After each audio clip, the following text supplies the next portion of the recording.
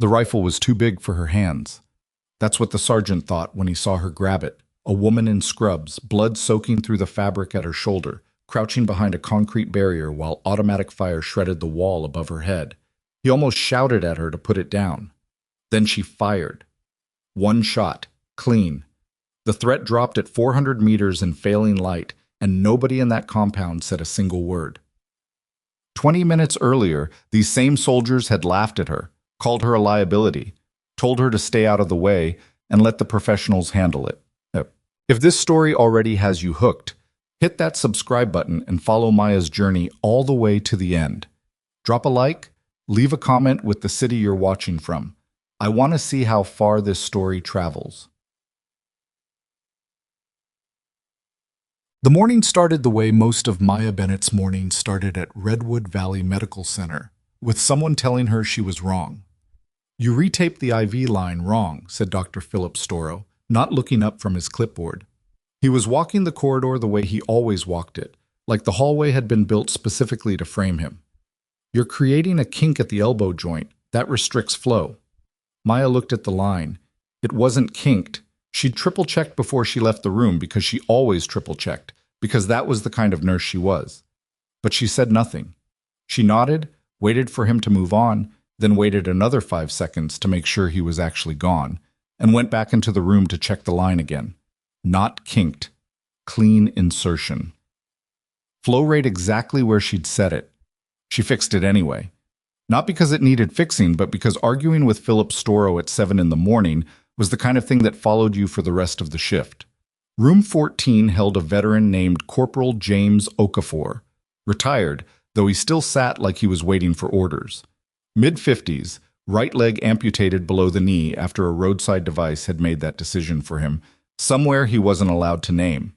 He'd been admitted for a post-surgical infection, a complication from a prosthetic fitting that had gone sideways, and he was 3 days into IV antibiotics and making progress that the charts reflected, but that Storrow had failed to notice because Storrow reviewed charts the way people skimmed restaurant menus, quickly, for the things he already expected to see. "He give you grief again?" Okafor asked when Maya came back in. "He gives everyone grief. It's not personal." Looked personal. "Corporal Okafor, you're not supposed to be watching the hallway. You're supposed to be resting." "I'm retired. I don't rest." He shifted against the pillow. "You ever gonna tell him he's wrong?" "Telling him he's wrong doesn't make the IV line work better." He studied her for a moment the way old soldiers studied things, steadily, without hurry, looking for what was underneath the surface. "You've been here what, 8 months?" "9. And nobody knows anything about you before that." Maya smiled, and it was a real smile but a small one, the kind that didn't give anything away. "I'm a nurse from Boise, Corporal. There isn't much to know." She adjusted his blanket, checked the drip rate one more time, noted it in the tablet, and left. The staff lounge at 7:40 a.m. smelled like burnt coffee and someone's leftover Thai food from the night before. Maya poured herself a cup she wouldn't finish and stood near the window. While around her, the morning shift completed the ritual of complaining about the night shift. "The discharge paperwork on bed 7 was completely wrong," said Diane Holtz, charge nurse, who had been charge nurse for 11 years and wore that fact the way some people wore medals. "Whoever was on last night left us a mess." "Wasn't my section," said Paul Reyes, without looking up from his phone. "It's never anyone's section." Maya said nothing. She was watching the parking lot. There was a gray van that had been sitting in the same spot since she'd arrived, which wasn't unusual by itself. The hospital parking situation was a perpetual disaster. But the van hadn't moved, and the engine had been running for at least 20 minutes because she could see the exhaust. Not unusual in January in Idaho. Also not something she was going to stop noticing. "Bennett," Diane's voice. "The family in waiting room B has been there since 6. The daughter's getting agitated." "I'll go." "I wasn't asking you specifically. I'll go," Maya said again, pleasantly, and went. The daughter's name was Kayla Ferrante, and she wasn't agitated so much as she was barely holding herself together, which was different and required a completely different approach. Her father had been brought in overnight with chest pain that had turned out to be a myocardial infarction, and he was stable. He was genuinely stable, but nobody had come out to tell her that in a way she could actually absorb. Maya sat down next to her, not across from her. not standing above her, next to her, at the same level, which was something they technically taught in orientation and that almost nobody did. "He's stable," Maya said. "I know you've heard that word, and I know it doesn't feel like enough right now, but his vitals have been consistent since 2 a.m. The cardiac team is pleased with how he's responding, and the attending is going to come out and talk to you within the hour." "Within the hour," Kayla repeated, and her voice had that particular flatness of someone running on no sleep and pure terror. "I know that feels long. I can get you an update in 20 minutes. Not a guarantee of anything changing, just a check-in." The woman looked at her. "Why are you being nice to me?" Maya thought about that. "Because your father had a heart attack last night and you've been sitting here alone for 4 hours. That's a straightforward situation." Something in Kayla Ferrante's face shifted and she pressed her lips together hard and looked away. And Maya gave her the moment to do that without filling it with noise. She went back to the floor. The conflict with Administrator Gerald Haas started at 10:15, which was earlier than usual. Typically, Haas reserved his opinions about nursing staff for the afternoon, when he'd had enough time to build up resentment toward whatever was inconveniencing him that day. Haas was 54, silver-haired, and built with the particular kind of confident thickness that came from a lifetime of being taken seriously in rooms. He had an MBA, no medical training, and opinions about clinical decisions that he delivered with the authority of someone who had plenty of both. He'd been running Redwood Valley's administration for 6 years, and had during that time overseen 2 joint commission inspections, 3 rounds of budget cuts, and the quiet departure of 4 nurses who'd made the mistake of disagreeing with him in public. He found Maya at the nursing station. "The Okafor room," he said. "What about it?" "I've reviewed the length of stay projection, and it's not supportable." Maya kept her eyes on the chart she was updating. "His infection markers haven't cleared threshold. Discharging him early creates readmission risk. That's a clinical judgment that goes above nursing staff. Dr. Rashid agrees with the projection." "Dr. Rashid?" Haas paused, shifted gears without changing his expression. "I'll speak with Dr. Rashid. What I'm telling you is that we have a throughput problem, and that room needs to turn over. The patient is a retired military veteran with an active surgical infection. Discharging him before the infection clears could compromise the prosthetic socket permanently." "I appreciate your concern." He said it the way people say it when they mean the opposite. "But I need you to understand that clinical care and facility operations require balance, and that balance isn't something I expect floor nursing staff to fully grasp." There was a silence. Paul Reyes, at the other end of the station, suddenly became very interested in his keyboard. "I understand the throughput pressure," Maya said, and her voice was level and calm and gave nothing. "And I've documented my clinical concern in the chart. If you're directing discharge over documented nursing and physician objection, that documentation will reflect the direction came from administration." Haas looked at her for a long moment. His expression was the careful blankness of a man deciding whether a fight was worth having. "I'll speak with Dr. Rashid," he said again, and walked away. Oh, she was in the supply room at 11:30, cataloging the discrepancy in the surgical kit inventory, something she'd flagged twice before and that had twice been ignored, when Diane appeared in the doorway. "Haas wants you out of the Okafor case." Maya didn't turn around. "On what grounds?" "He didn't say grounds. He said reassignment. Dr. Rashid hasn't approved the discharge." "This isn't about the discharge anymore. He's saying you were insubordinate." Maya set down the inventory tablet. She turned. "I documented a clinical concern. That's what the documentation process exists for." Diane's face had the look of someone who agreed with everything being said and was going to do the opposite anyway. "I know, Maya, but Haas wants you off the floor for the rest of the shift. I'm supposed to send you to administrative review at 2. "An administrative review for documenting a patient concern. I don't make the rules. You're the charge nurse. And he's the administrator." Diane looked briefly, genuinely sorry. "Go take lunch. Just go take lunch and come back at 2, and let's just get through it." Maya went to take lunch. She took it in the break room with the burnt coffee smell and the leftover tie, and she sat with her back to the wall, facing the door, which was just a habit she had, and she thought about Corporal James Okafor's infection markers, and whether Dr. Rashid had enough spine to hold the line without her in the room, and she ate her sandwich and she watched the clock. The gray van was still in the parking lot. She could see the corner of it through the window. At 12:40, the lights went out. Not a flicker. Not a momentary stutter, full failure, overhead fluorescence, the monitors at the nursing stations, the security panel displays in the hallways, all of it, simultaneously, dropping the interior of Redwood Valley Medical Center into the flat gray light of a winter afternoon filtered through institutional windows. The backup generators kicked in 9 seconds later, which was within parameters, which meant someone had planned for this, which was not the same as someone planning against it. Maya was already moving before the generators finished cycling. She wasn't running. Running was for people who hadn't assessed the situation yet. She moved with the particular economy of someone who knew exactly where she needed to be and what she needed to carry to get there. And what she needed to carry was nothing, because the things she needed were already in her pockets. A pen light, a pair of trauma shears, 2 tourniquets she'd been wearing on her belt since she started the shift, because that was just a habit she had, one of several habits that her colleagues had noticed and occasionally made quiet jokes about. The noise started at the front entrance. Later, the staff who were near the lobby when it happened would describe it differently depending on where they were standing and how much of it they'd processed in real time. 2 of them said it sounded like construction. One said she thought it was a car accident in the parking structure.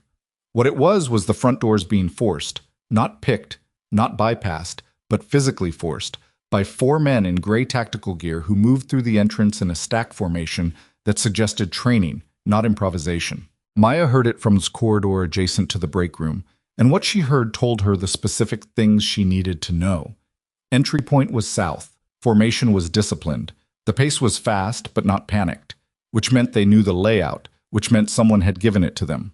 She turned left instead of right. Bennett. It was Paul Reyes backing away from the hallway junction, his face gone pale and wrong. What is...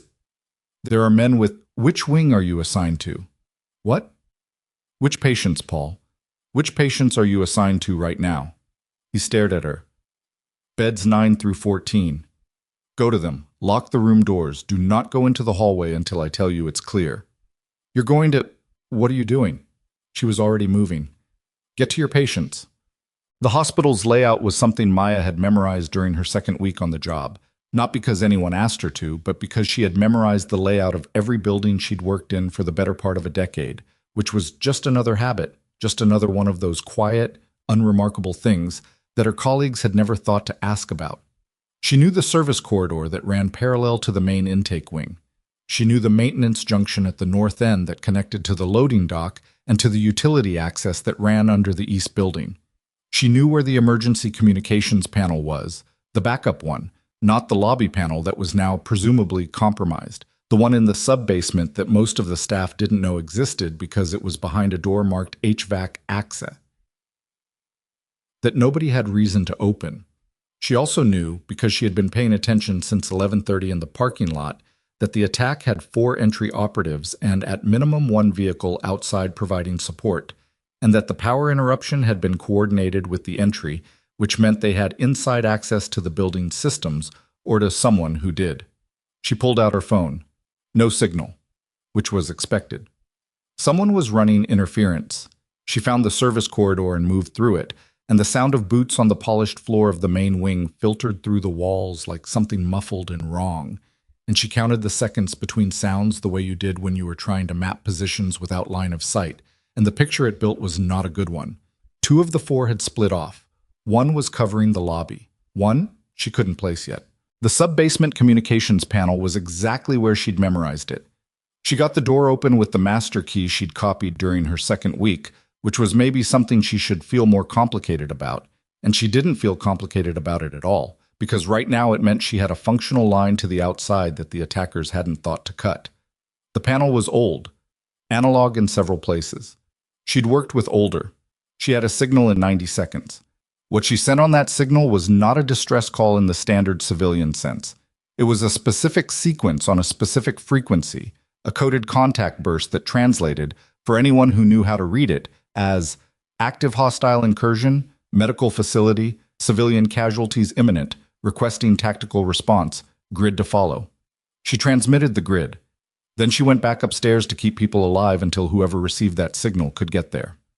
The first patient she moved was a post-op recovery case from room 11, a 30-year-old man named Dale Whitmore, who had a fresh appendectomy incision and no idea what was happening and was frightened in the contained, white-knuckled way of someone who was trying very hard not to be. She got him up, got him moving, and explained in 3 sentences what he needed to do and where he needed to go, and he did it, because people under genuine stress will follow a specific calm voice almost without question. The second was Corporal Okafor. "I need you mobile," she said, coming into room 14 and already scanning for what she'd need. "Can you put weight on the prosthetic?" He was already sitting up, already oriented. "What's the situation?" "Armed incursion, 4+ personnel. They have the lobby, and I believe the east stairwell. We need to move through the service corridor." He looked at her without any of the confusion or delay that the question deserved. He just nodded and swung his legs off the bed and reached for his prosthetic without being asked, and she helped him get it on and get his arm over her shoulder, and they moved. "You know how to read this building," he said. It wasn't a question. "Yes." "You're not just a nurse from Boise. Right now I'm the person getting you out of this hallway. We can discuss biographies later." He almost smiled. "Fair enough?" They reached the service corridor. She got him settled behind the junction point where the concrete was 2 layers deep. She knew that because she'd looked at the building schematics, just another habit, and went back for the next patient. She made 3 more trips in 22 minutes. On the 4th trip, coming back through the service corridor from the recovery wing, she heard boots in the maintenance passage ahead of her, and she stopped and put herself flat against the wall, and the boots resolved into a shape that was moving wrong, too fast and without discipline, which meant it wasn't one of the entry team. It was someone who'd been in the building when the attack started and was running scared. It was Haas. Gerald Haas, hospital administrator, moving through the sub-basement maintenance corridor at a speed that his Italian shoes were not designed for, and he was on his phone, which meant he had a signal, which meant the interference didn't cover his frequency, which meant he had a device that operated on a different band, which meant... He saw her and stopped. For a moment they just looked at each other in the flat, ugly light of the emergency fixtures. "Bennett," he said, and his voice was wrong. Not frightened, not relieved, something more complicated. "Your phone is working," she said. Yes, I have a satellite." "Who have you been calling?" His face did something she'd remember later. Not guilt exactly, more like the calculation of a man who was trying to figure out how much she knew. "I've been trying to reach security. The security panel went down in the primary failure. Your phone would have reached them before the failure if you'd had warning." "I didn't..." "Who did you call, Mr. Haas?" Something shifted outside. Heavy, coordinated. The particular sound of a vehicle on the service road that ran along the north face of the building, and then multiple vehicle doors, and boots on pavement that moved with a discipline entirely different from the attackers inside. And then a voice, amplified and controlled, giving clear instructions to the entry team in a language the entry team would understand. The cavalry had arrived, and they'd arrived faster than any standard emergency response had any right to, which meant whoever had received her signal had been close, which meant whoever had received her signal had already been moving in this direction, which meant they had known something was coming. Through the small grate window at the top of the sub-basement wall, Maya caught the briefest visual: dark tactical gear, a unit patch she recognized before she consciously registered recognizing it, and something tightened in her chest that wasn't fear. Haas was still watching her face. "Who are those people?" he asked. Maya looked at him for a long moment. "Trouble," she said. "For some of us more than others." And then the door at the top of the maintenance stairwell blew open, and the soldiers came down, and the first one through froze when his flashlight found her face, and the beam held there, steady and still, for 3 full seconds. Then a voice behind him said, "Stand down, I know her." And Commander Reyes Decker of Naval Special Warfare stepped into the light and looked at Maya Bennett across the basement corridor with an expression that was not surprise, because he'd received her signal, and he'd recognized the coding, and he'd known exactly who sent it. But something closer to the particular weight of a man who had spent 3 years assuming someone was dead and had just been proven wrong. "Petty Officer Bennett," he said. Maya's jaw tightened. The name she hadn't heard in 3 years sat in the air between them, like something that had been waiting. "It's just Bennett now," she said. "Not from where I'm standing." He moved forward, taking in the corridor, the civilians she'd staged behind the junction, The whole shape of what she'd done in the last 40 minutes, with nothing but a penlight and 9 years of training she'd never officially used in this building. How many hostile? 4 entry, 1 I believe there's an inside connection. She didn't look at Haas when she said it. The power interruption was coordinated and the interference is on a selective band. Decker absorbed this without blinking. He turned to the 2 operators behind him and issued instructions in a clipped shorthand sequence, and they moved, and he turned back to her. You want to tell me what you've been doing in Boise for the last 3 years? Being a nurse from Boise. Right. He looked at her. There was something old in his face, something that had been there the last time she'd seen him, under entirely different circumstances, in a very different kind of dark. We'll debrief later. Right now I need you. Maya looked at the corridor. She looked at Corporal Okafor, who was watching the exchange with the expression of a man revising everything he thought he knew. She looked at the stairwell door and the sounds coming through it. The sounds of a hospital where people were still in danger, where patients were still locked in rooms, where someone had made decisions that had put all of them there. I know the layout, she said. Every service tunnel, every access point, every place they can be, and every place they can't. I know you do. He was already handing her a communications earpiece. That's why I'm asking. She took the earpiece. She put it in. She looked at Haas one more time. Haas, who had his phone in his hand and whose face had gone the particular color of a man beginning to understand the specific shape of his own reckoning. And then she turned away from him, and she followed Decker up the stairs. And the soldier she had spent 3 years pretending not to be walked back into the building that had spent 9 months pretending she didn't matter. Above them, gunfire cracked twice, and then went silent, and then a third shot rang out, not from inside, from the service road. And in the corridor below, Gerald Haas looked at his phone and found that the number he'd been trying to reach had stopped answering. The number had stopped answering because the man on the other end of it was zip-tied to a support beam in the loading dock, with 2 operators standing over him, and a very clear understanding that his next words needed to be chosen carefully. Maya didn't know that yet. She found out later, the way she found out most things during those 90 minutes. In pieces, each piece arriving in the wrong order, assembled into a picture only after the fact. What she knew in the moment was the earpiece, the weight of Decker's presence 2 steps ahead of her, and the layout of the building mapped in her head like a second skeleton. The main floor was worse than she'd expected.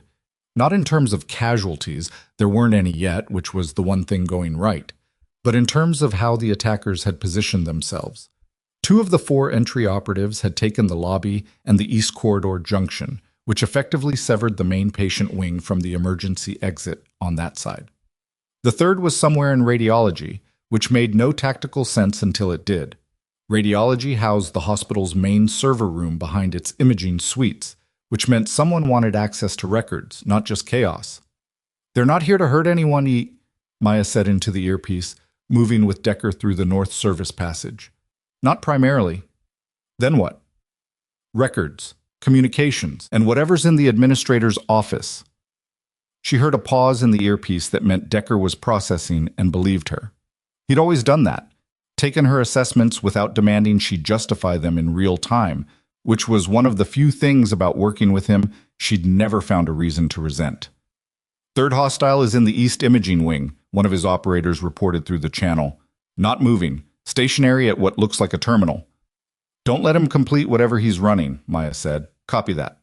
Decker gestured, and 2 of his team peeled off at the next junction without a word. That left Maya, Decker, and 1 operator named Briggs. She could tell by the build and the way he moved through a confined space. Efficiency without showmanship, moving toward the main floor. You said inside connection, Decker said. Not a question.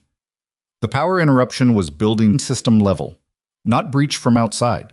Someone with facility access codes initiated it, or someone gave those codes to the entry team. I don't know yet. Your tone says you know. My tone says I suspect. Those are different things and you know it. He almost smiled. She could hear it without seeing it. 3 years and you still argue the same way. 3 years and you still make assumptions the same way. They came out into the corridor adjacent to the nursing station. Her nursing station. The one where she'd watched Paul Reyes pretend not to see the interaction with Haas that morning. And the station was empty now, chairs pushed back and a coffee cup knocked on its side. Content spreading slowly across the counter in a shape that told her exactly how fast people had left. The lobby was 40 feet to her right. She could hear voices. One of the entry operatives giving instructions to a group of people she couldn't see yet. "How many civilians still in the main wing?" Decker murmured. "Waiting room usually holds 12 to 15 at this time of day. Intake desk would have had 2 staff. There's a physician's assistant who has a standing 11:30 consult schedule in room 3. She's probably still in there if she had the sense to lock the door, which she did, because her name is Dr. Aruna Mehta, and she's the most methodical person in this building." Decker looked at her sideways. "You cataloged the staff." "I notice things. It's a habit. It's a survival mechanism." "Those aren't mutually exclusive." Briggs held up a fist and they stopped. He pointed, 2 fingers, then toward the lobby junction. And Maya read it the same way she always had. 2 confirmed in sight, possible 3rd out of frame. She nodded. Decker saw her nod and something in his posture settled slightly, the way it did when he was working with someone he trusted to read the same language. The next 4 minutes were Decker's and Briggs's work, and Maya stayed at the corridor junction and did not interfere, because the thing about knowing your own competence was knowing where it ended. She was a combat medic. She was not a door kicker. The distinction had saved her life more than once by keeping her from pretending otherwise. What she did during those 4 minutes was listen to the communications channel and track the positions of the other 2 operators working the imaging wing, and note the timestamp on her watch, and think about Gerald Haas in the sub-basement with his satellite phone and his very specific frequency, and try to build a picture that held together under pressure. It was holding together. She didn't like the shape of it. The lobby cleared in under 5 minutes, which was faster than it should have been, and spoke to the quality of Decker's team in a way that required no commentary. The 2 entry operatives were down. Not dead. Decker's people didn't work that way unless they had to, but restrained and separated and no longer a problem. And the civilians in the waiting room were frightened and disoriented and completely, desperately grateful for the presence of someone who knew what they were doing. Maya moved through them before anyone else did. She didn't announce herself. She didn't say we're safe now because they weren't, not completely. She just started moving, person to person, quick visual assessment, the automatic triage calculus she'd been running since she was 23 years old in environments that made this hospital lobby look like a church social. Elevated heart rates, pale skin, one woman with asthma whose rescue inhaler had dropped somewhere under a chair during the initial panic and who was beginning to work for her breath in a way that was going to become a problem in the next 10 minutes. Maya found the inhaler under the chair, handed it over, watched 2 full breath cycles, moved on. An elderly man with a cardiac monitor bracelet who'd been sitting in the corner and had retreated so far into stillness that 2 of Decker's operators had initially cataloged him as unconscious. He was not unconscious. He was doing what some people did under extreme stress, going very quiet, very small, protecting themselves in the only way available. Maya crouched next to him and spoke at a normal volume, not urgent, not over-reassuring, just direct and calm. And after a moment he looked at her and said, "My wife is in room 7. And she said, "I'll check on her." "What's her name?" And he told her and she wrote it on the back of her hand. The intake desk staff were behind the desk, which was sensible. It was reinforced. It had put something solid between them and the entry team. One of them, a young man whose badge said Marcus, had a cut on his forehead from something that had either been thrown or struck during the initial forced entry. The cut was superficial. It was also bleeding freely the way head wounds did, which had made it look dramatically worse than it was. "Head wounds bleed," she told him, already applying pressure with the folded gauze she'd grabbed from the supply cart she'd passed on her way in. "It's not as bad as it looks. Keep pressure on it." Is it over?" "Not yet. But you're not in immediate danger. Can you stay here?" He nodded. His hands were shaking, but he nodded. She was back at the junction when Decker found her. "Imaging wing is clear," he said. "Third operative was running a data extraction on the hospital's records server. Our guy interrupted it at 63% completion." 63% of what? "That's what we need to find out. He wasn't talking yet." "He will be." She said it without particular heat, just as a fact. "What records were targeted?" "Patient files for a specific date range, and personnel files," he paused. "Your file was one of the flagged extractions."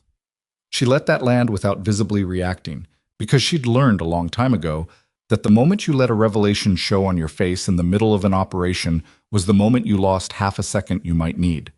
But she felt it, the deliberate, targeted nature of it, her file. Not a broad sweep, not administrative fishing, her specifically. "Haas," she said, "you said you didn't know." "I said I suspected. I know now." Decker watched her for a moment. "You want to tell me why someone would design an armed incursion into a civilian hospital specifically to pull your personnel file?" "I want to finish clearing this building first." "Maya." "One thing at a time, Decker." He looked at her. The look was the particular variety she'd seen on his face exactly twice before.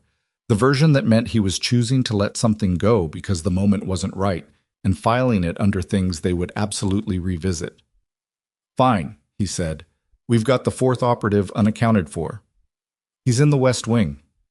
"How do you know?" "Because the lobby, the East Corridor, and imaging are covered, and the West Wing is where the administrative offices are, and if the goal includes Haas's office, that's where the fourth man went." She was already moving. "The West Wing has a secondary access from the fire stair that opens directly into the administrative suite. There's no security camera on that stairwell. The upgrade was budgeted and then quietly defunded 8 months ago." Decker fell into step beside her. 8 months ago, when you started here." 9 months ago." "Did you come here because of Haas?" She didn't answer. The corridor opened into the junction before the administrative wing, and she slowed and Decker slowed with her, and she listened to the building the way she'd learned to listen. Not for sounds, but for the pattern of absence, the specific quality of silence that indicated occupation. The west stairwell door was open by 2 inches. It shouldn't have been. She pointed. Decker saw it. He angled to the right. She went left. Briggs, who had materialized from somewhere without making a sound, took the center, and they came through the stairwell entry in a configuration that left nowhere to hide and no angle uncontrolled, and the fourth operative was at the top of the first landing with a laptop open on the step beside him, and a look on his face that said he'd heard them coming and had run the math and did not like the numbers. He put his hands up. Briggs had him in restraints in under 30 seconds. Maya looked at the laptop. The screen showed an email client. The sent folder. A message that had gone out 17 minutes ago to an address she didn't recognize, but she recognized the file attached to it. Or rather, she recognized the file name because she had been the one who created it 3 years ago, in a different life. And the existence of that file here and now meant that someone had known exactly what they were looking for, which meant they had known exactly who she was and where she was long before today. "Decker," she said. He looked at the screen. The silence between them had specific weight. "How long have you known I was here?" she asked. 6 weeks. "And you didn't—" "I was monitoring, making sure you were safe. Monitoring." The word came out with an edge that she didn't try to remove. 6 weeks of monitoring without contact. "You didn't want contact. You made that very clear." "And when you realized someone else had found me?" "We moved." He said it simply. "We were already in the region when your signal came in. We were 12 minutes out." 12 minutes. She'd been running a hostile incursion triage with nothing but a pen light and a facility master key for 53 minutes before they breached, and they had been 12 minutes out for the last 6 weeks. She looked at the laptop screen and at the file name and at the specific sequence of decisions that had led to this exact moment, and she thought, this was not an accident. This building, this job, this day. None of it was coincident, and she had known that for 9 months, and had chosen to stay anyway, and now she needed to understand whether that choice had been hers. "Who else knows I'm here?" she said. "That's the question," Decker said, "and I think the answer is in Haas's office." Gerald Haas's office was locked. The fourth operative had not gotten in. His laptop extraction suggested he'd been trying to remotely access the internal system when they caught him, which meant whatever was in that office was not in the digital records, which meant Haas had been careful, which meant Haas had known for some time that he needed to be careful. Maya had the master key. The office smelled like leather and ambition. A large desk, a credenza with a row of frame citations along the wall, a window that looked out over the north parking structure, a safe behind a painting that was not subtle and that a man like Haas would have considered adequately hidden because he did not think in adversarial terms, or hadn't until now. The safe was a model she recognized. She had it open in 6 minutes, using a method she did not explain to the two operators in the doorway. Inside, a phone. A burner. Prepaid. The model that had been the operational standard for a particular contractor network she had encountered before in her previous life. A set of printed documents with a company letterhead she did not recognize but whose formatting she did. And a manila envelope with her name on it. Not Maya Bennett. The other name. The one Decker had used in the sub-basement. She opened the envelope. The contents were what she'd expected in the worst possible way. Photographs, location records, a timeline of movements, all of it annotated in handwriting that was Haas's.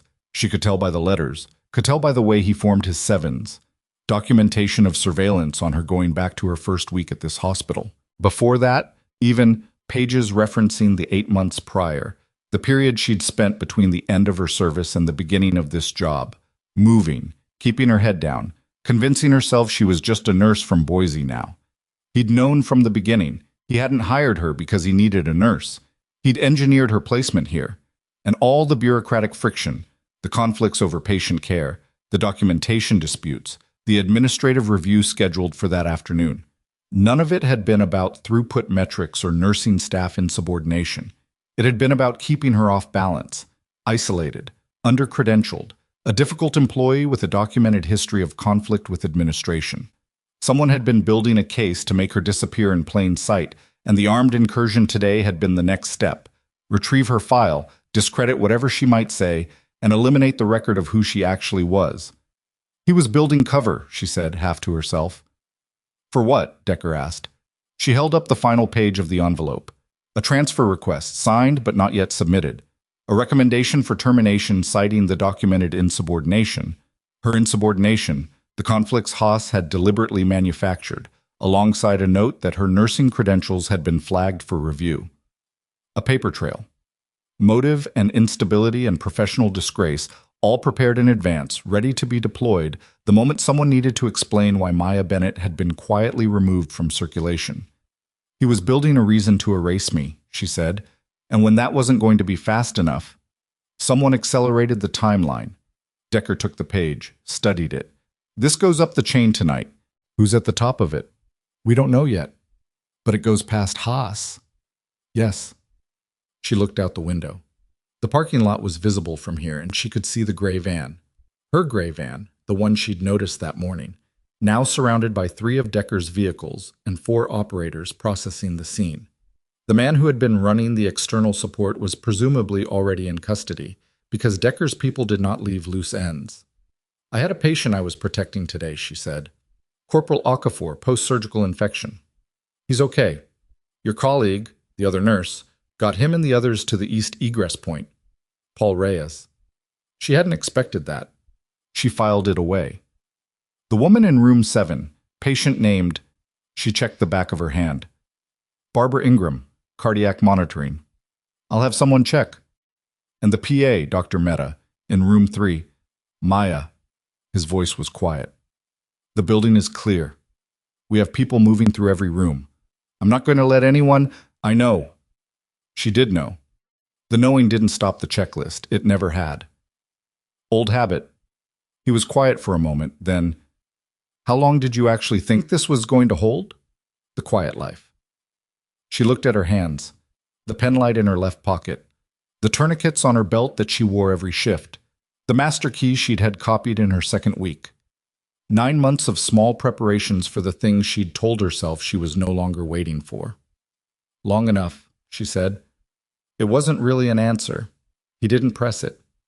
Downstairs, in the administrative corridor, 2 of Decker's operators were attempting to manage a situation that had developed while everyone's attention was on the West Wing. Haas had been brought up from the sub-basement by the 2 operators Decker had assigned to secure him. He had, during this transit, apparently decided that his best course of action was to be as cooperative as possible, which manifested as a continuous stream of commentary about what he characterized as a misunderstanding, a series of poor decisions made under pressure, his willingness to assist in any investigation, his years of service to the hospital and the community, and his deep and genuine concern for the safety of all patients currently in the facility. The operators had the particular kind of patience that came from being trained to manage people in extreme conditions, and they let him talk, Because talking people in custody let them talk themselves into corners, and Haas was currently building himself a very thorough corner. Maya came out of the stairwell into the corridor and saw him, and stopped. He saw her too. The stream of cooperative commentary ran dry. In the silence, the full weight of the morning settled between them. The IV line that wasn't kinked, the administrative review scheduled for 2 o'clock, the systematic erosion of her credibility, the envelope in Haas's safe with a name on it that wasn't the one she'd given him, all of it assembled now into a shape that left nothing ambiguous. "I want a lawyer," Haas said. His voice had changed. The performance of cooperation had dropped away, and what was underneath it was something harder and more calculating, which was, paradoxically, more honest. "That's your right," Maya said.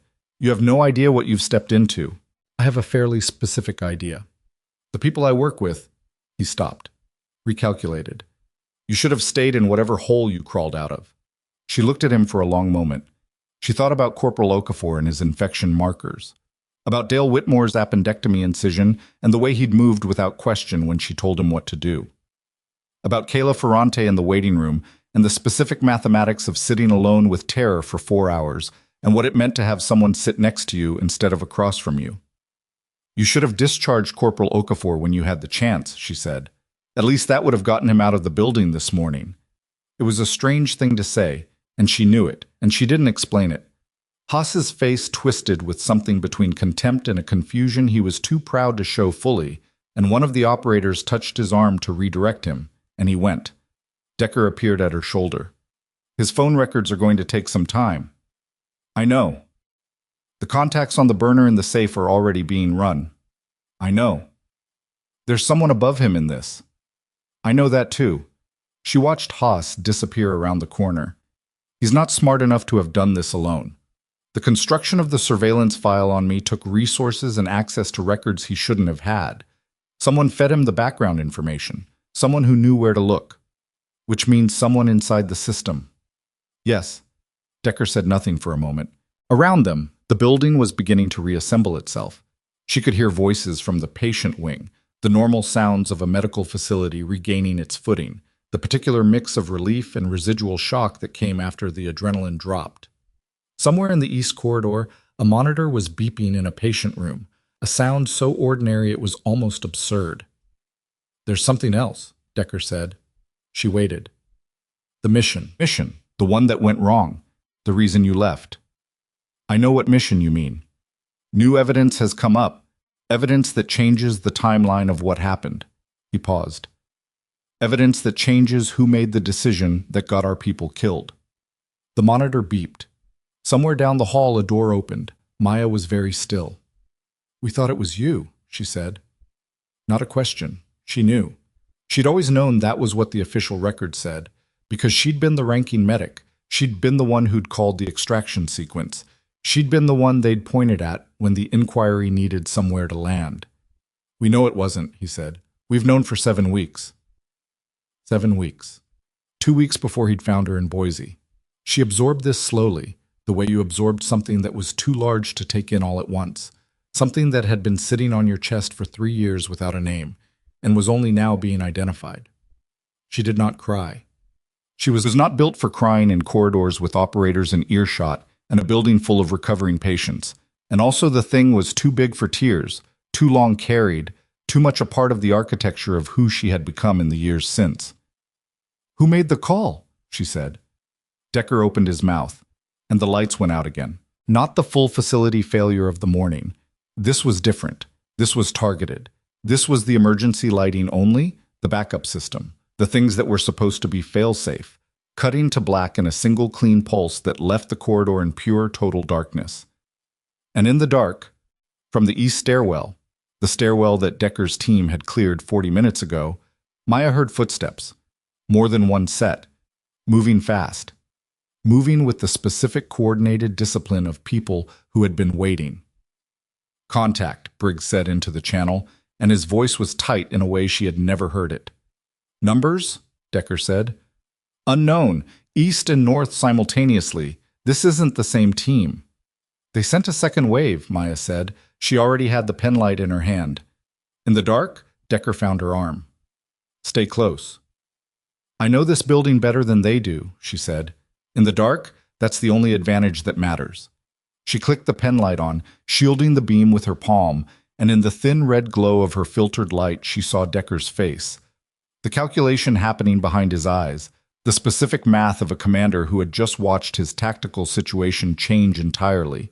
And she saw him reach a conclusion. "Lead," he said. She went. The east stairwell door hit the wall at full force, and Maya was already moving, not away from the sound but parallel to it, because running from a threat you couldn't see in the dark was how you ran into a wall or a second threat you hadn't mapped yet, and she had mapped this building. She had mapped all of it, and the map was the only weapon that mattered right now. "North Junction," she said, voice low, and Decker followed the penlight without question. Briggs's voice came through the channel, clipped and fast. "2 confirmed north, moving south through the main corridor. Armed. Tactical kit different from the first team, heavier." "How many east?" Decker said. "Still counting, at least 3. 5 minimum, possibly more." And Decker's team was distributed through a building they'd just spent 90 minutes clearing, positioned for a situation that had changed entirely. "Consolidate," Decker said into the channel. "Fall back to the central junction. Do not engage in the dark unless you have a confirmed threat on a civilian. Copy." "Bennett." His voice right behind her shoulder. "I heard." The central junction was the intersection of the north and east corridors, 30 feet from the nursing station, 60 feet from the lobby. It was also the access point for the service corridor that led to the sub-basement, the loading dock, and the utility tunnel that ran under the east building. The tunnel she'd used to stage patients during the first wave. If the second team had the same facility intelligence the first team had, they'd know about the tunnel. If they didn't, it was the one piece of geography that still belonged to her. She didn't know which was true. She moved as if both were possible. The penlight went off. Pure dark. She navigated by memory. 22 steps to the nursing station corner, left turn, 7 steps to the supply alcove, hand on the wall, smooth. And Decker stayed with her by touch, his hand on her left shoulder, Briggs behind him.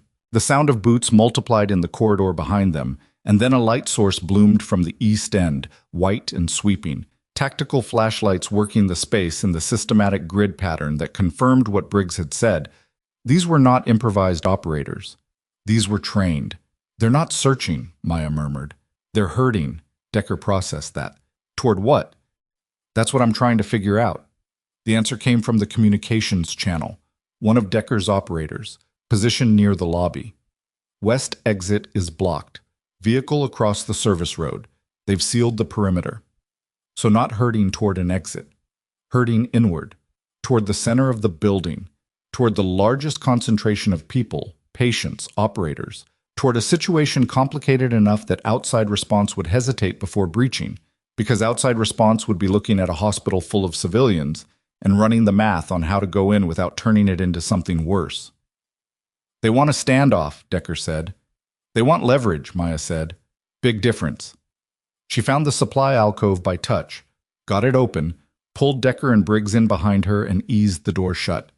In the absolute dark, she heard her own breathing and Decker's and the more controlled rhythm of Briggs, who breathed like a man who had practiced being calm in terrible situations until it became structural. "The patients I moved to the service corridor during the first wave," she said. "How many are still there?" "Your colleague, Reyes, moved most of them to the loading dock.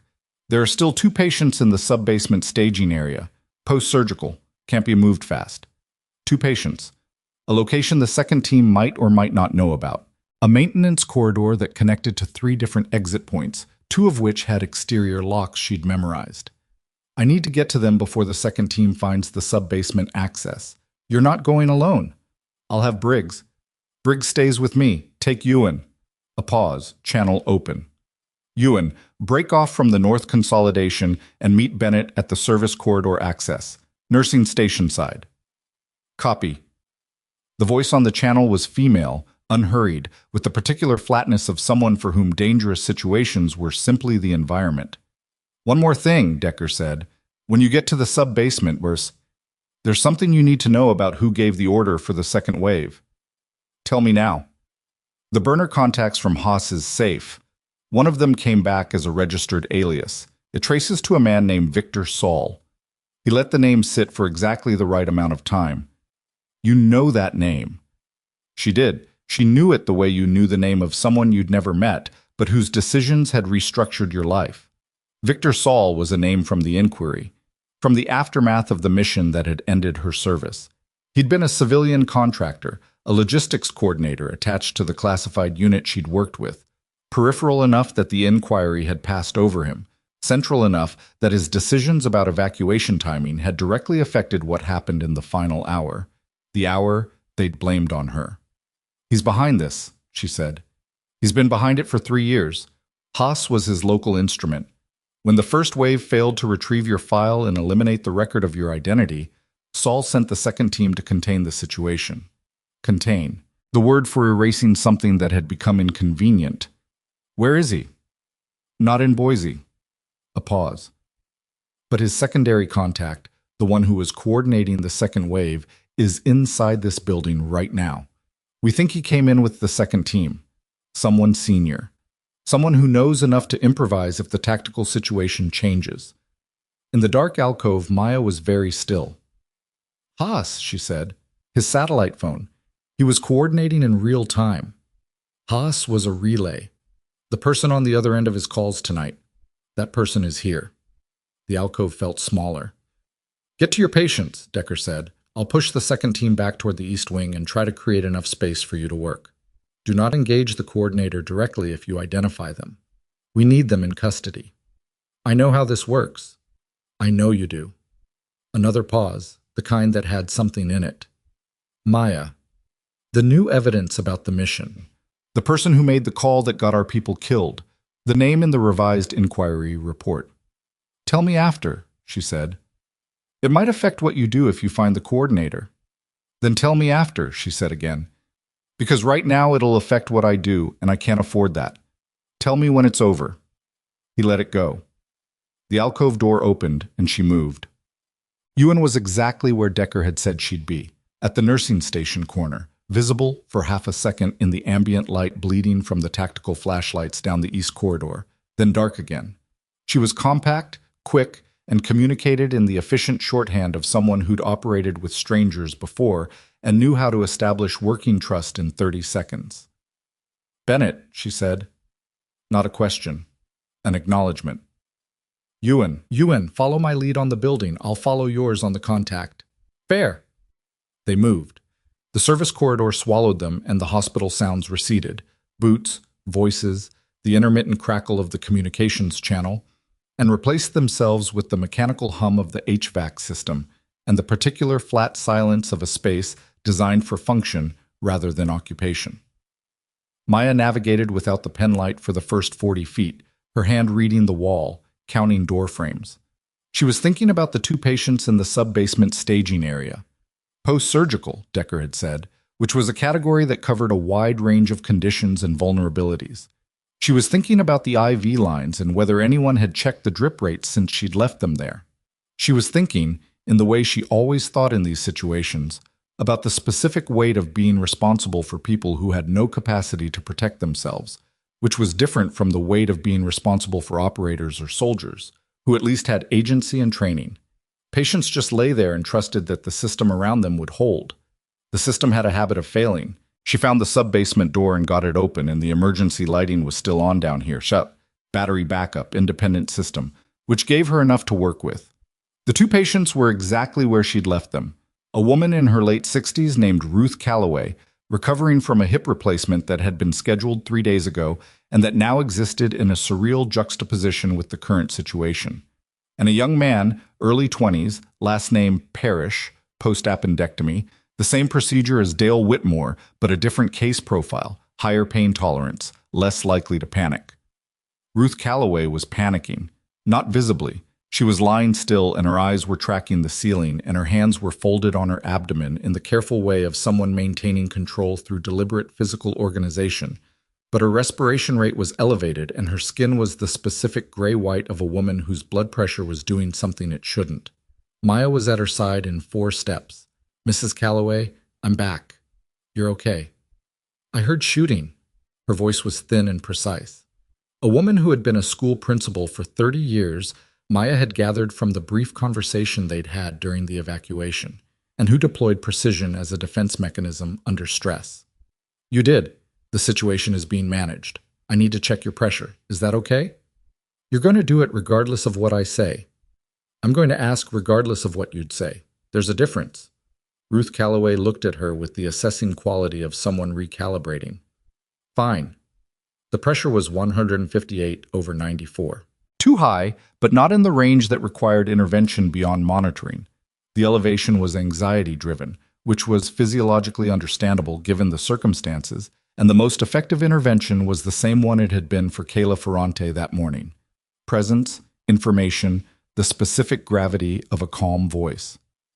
Your hip is going to hurt more if your pressure stays elevated, Maya said. I need you to focus on breathing slowly, not deeply. Your position makes that hard. Slowly. Can you do that? I taught third grade for 12 years before administration. I can manage slow breathing. Parrish, the young man, had propped himself up on his elbows. His color was better than Ruth's. Are we getting out of here? Working on it. How's the pain? 6, maybe 7? I've had worse. She doubted that. Appendectomy recovery was no one's idea of a comfortable afternoon. But she appreciated the attempt at stoicism and didn't challenge it. She checked his IV line, adjusted the drip to account for the time that had passed, made the mental note. Ewan was at the door watching the corridor. How long? For them? As long as it takes to move them safely. For the situation upstairs? Maya looked at the ceiling as if she could read the building through it. That depends on Decker. Decker always comes through. He does, eventually. She said it without judgment. It was a fact, and also a fact that eventually had a habit of not arriving on any particular schedule. The communications channel shifted. Decker's voice lower than usual, which meant proximity to a threat. Second team has the lobby. They've consolidated their position. 6 confirmed. The coordinator is among them. I can't get a visual yet. Still think it's coming through the channel, Briggs said. The coordinator is running communications from inside the lobby group. They've established contact with someone external. Emergency services? Maya asked. Negative. Not police band, not fire. Private frequency. Private frequency. The way Haas's satellite phone had operated on a private band. This was Saul's network. Not a field improvisation, but a prepared communications infrastructure, which meant the second wave had not been a reactive deployment. It had been pre-positioned, waiting for the first wave to either succeed or fail, ready to move either way. This had been planned for every contingency except one, that Maya would be the one who called it in, and that the signal she'd used would reach someone who knew what it meant. They didn't account for you, Ewan said, reading something in Maya's expression. They knew who I was. They just forgot what I could do. She stood. Saul gave Haas a file on my identity. He didn't give him my service record. Why not? Because my service record is classified above Haas's clearance level. Saul could access my identity through the contractor network, but the specifics of what I was trained for were compartmented. She looked at the ceiling again. He knew I was a combat medic attached to a special operations unit. He didn't know the details of what that training covered. So he planned to contain a nurse.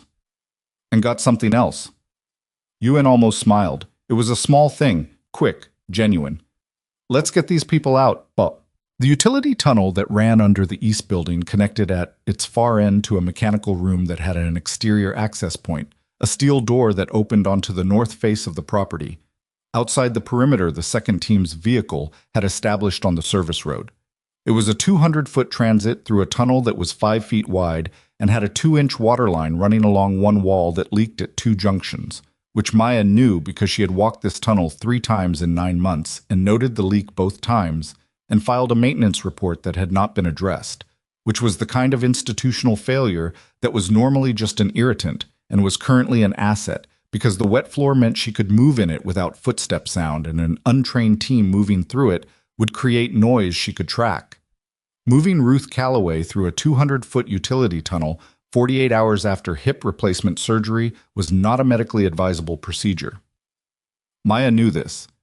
She also knew that the alternative was leaving Ruth Calloway in the sub-basement staging area while an unknown number of armed operators with unknown instructions moved through the building above, and that the calculus of those two options was not complicated. "This is going to hurt," she told Ruth Calloway directly. "I'm not going to pretend otherwise. It's going to hurt, and you're going to do it anyway, because that's what you need to do." Ruth Calloway looked at her. "You've been underestimated your entire career, haven't you?" Maya blinked.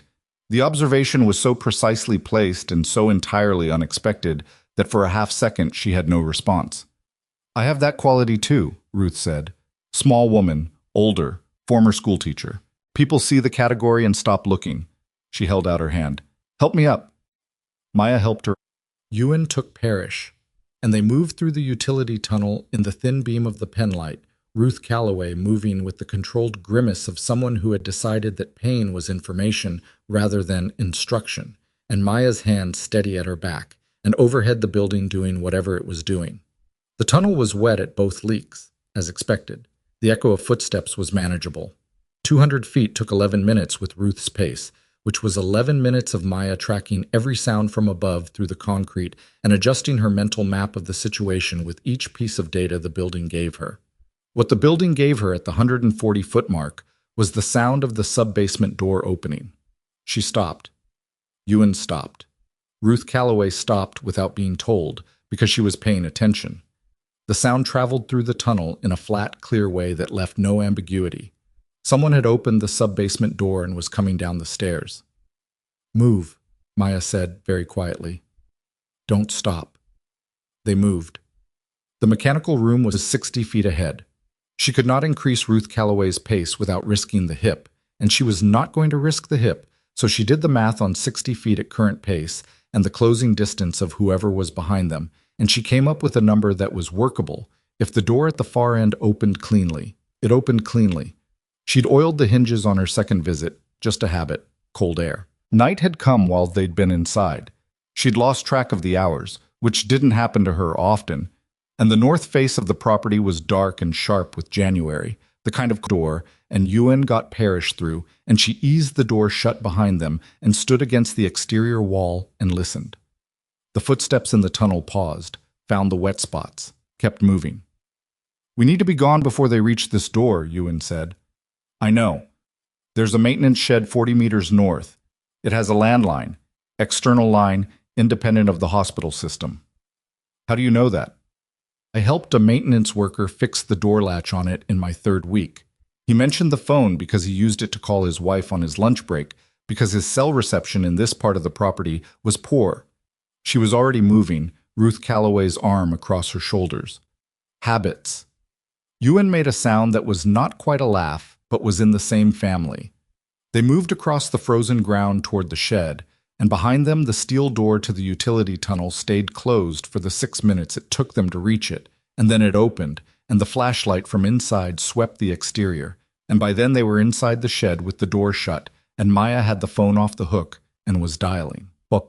The call went to a federal emergency coordination line that Maya knew from a number she'd memorized 3 years ago and never used, a number that was not in any civilian directory, that connected to a dispatch center operating under a department that didn't officially exist in any public organizational chart, and that was answered on the second ring by a voice that said nothing but a 4-digit authentication code. Maya gave the response.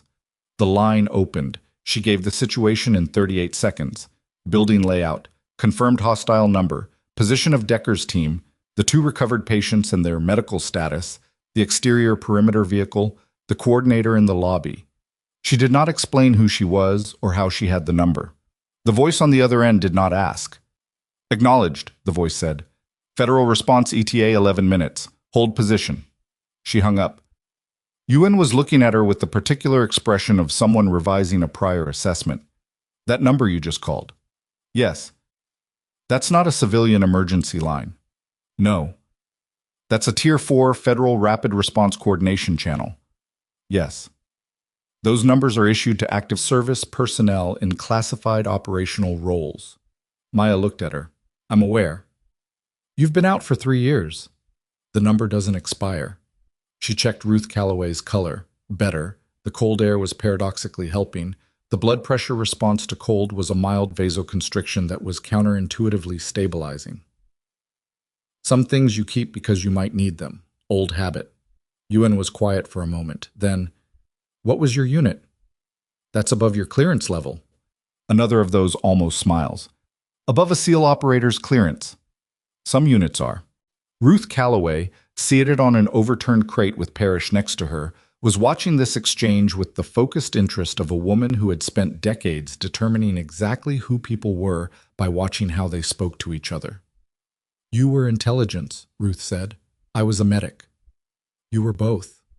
Maya didn't answer. She was listening to the building, which was doing things she couldn't fully read from outside, and she was thinking about Decker and the 6 operatives in the lobby, and the coordinator who was running communications from inside that group. And she was thinking about Victor Saul and a mission 3 years ago and a revised inquiry report that Decker had been about to summarize when the lights went out. And she was thinking about the specific shape of the situation she was in, which was the second wave had come for her. Not for the hospital, not for Haas, not for the records. The escalation of tonight had one target. She was the loose end Saul needed to close, which meant everything that had happened, the first wave, the records extraction attempt, the coordinator in the lobby managing a second tactical team, was infrastructure built around eliminating one person who had been quietly living in Boise for 3 years and doing nothing except being a nurse, being good at it, keeping her head down, and noticing things she filed away without acting on. Until today. The communications channel, Decker's voice, tighter than before. Bennett, tell me you're outside. North face, maintenance shed. 2 patients, Ewan. Federal response inbound, 11 minutes. A silence that lasted slightly too long. 9 minutes. I may not have 9 minutes. What happened? The coordinator made a move. They've separated our team. 2 of mine are cut off in the East Wing. They've consolidated all civilians in the lobby, 60-plus people, patients, staff, family members. His voice was level, but the level was effortful in a way she could hear. They've announced terms. What terms? You. She had known this was coming. The shape of the situation had been pointing here since the sub-basement. She had known, and she had moved her patients, and she had made her call, and she had been preparing, in the quiet way she prepared for things, for the moment when the situation's logic arrived at its inevitable point. The coordinator said your name, Decker said. Your real name. They know you're in the building.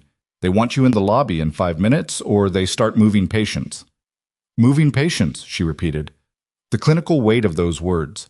Patients with surgical incisions and IV lines and cardiac monitors being moved by people who had no understanding of or interest in what those details meant. I need you to stay where you are, Decker said. Federal response is 9 minutes. I can hold the lobby until... You can't hold the lobby for 9 minutes against 6 operators if they start using patients as leverage. The liability math doesn't work and you know it. I'm not trading you for a negotiating position. You're not trading me. I'm making a decision. She looked at the door of the shed, at the black line of the hospital's north face against the darker sky. I know the building. I know the service access points. And I know something the coordinator doesn't know. What's that? They're looking for a nurse. Not for what I actually am. She was already moving toward the door. 9 minutes. Keep the channel open. Maya, tell me the name, she said. The person from the revised inquiry. The one who made the call. A pause. Saul, Decker said. Victor Saul made the evacuation call that got our people killed. He was on site, embedded as logistics. He had the authority, and he used it to abort the extraction window. You were the ranking medic. You were the one who could have contradicted him in the record, and he knew it. The entire inquiry was constructed to discredit you before you could. She stood at the door of the maintenance shed with her hand on the latch and let that settle into all the places it needed to settle. 3 years. The weight of 3 years of carrying a verdict that had never been hers. The particular corrosive quality of guilt you wear for something you didn't do. Guilt that becomes structural because it's never examined. Because examining it would mean reopening something that everyone has moved past. She opened the door. I'm going back in, she said into the channel. I'll cover the north face. Don't. Stay with your people. I know what I'm doing. She stepped out into the cold. Behind her, in the maintenance shed, Ruth Calloway said quietly and without drama, Go do what you need to do. Maya went. She re-entered the building through the mechanical room door she'd exited 8 minutes earlier, and the utility tunnel was empty now, Whoever had followed them through had continued and gone somewhere else, which meant she was behind them, which was a tactical position she preferred to any other. The tunnel back to the subbasement was 200 feet of controlled breathing and memorized steps, and the specific calm that descended on her in these moments.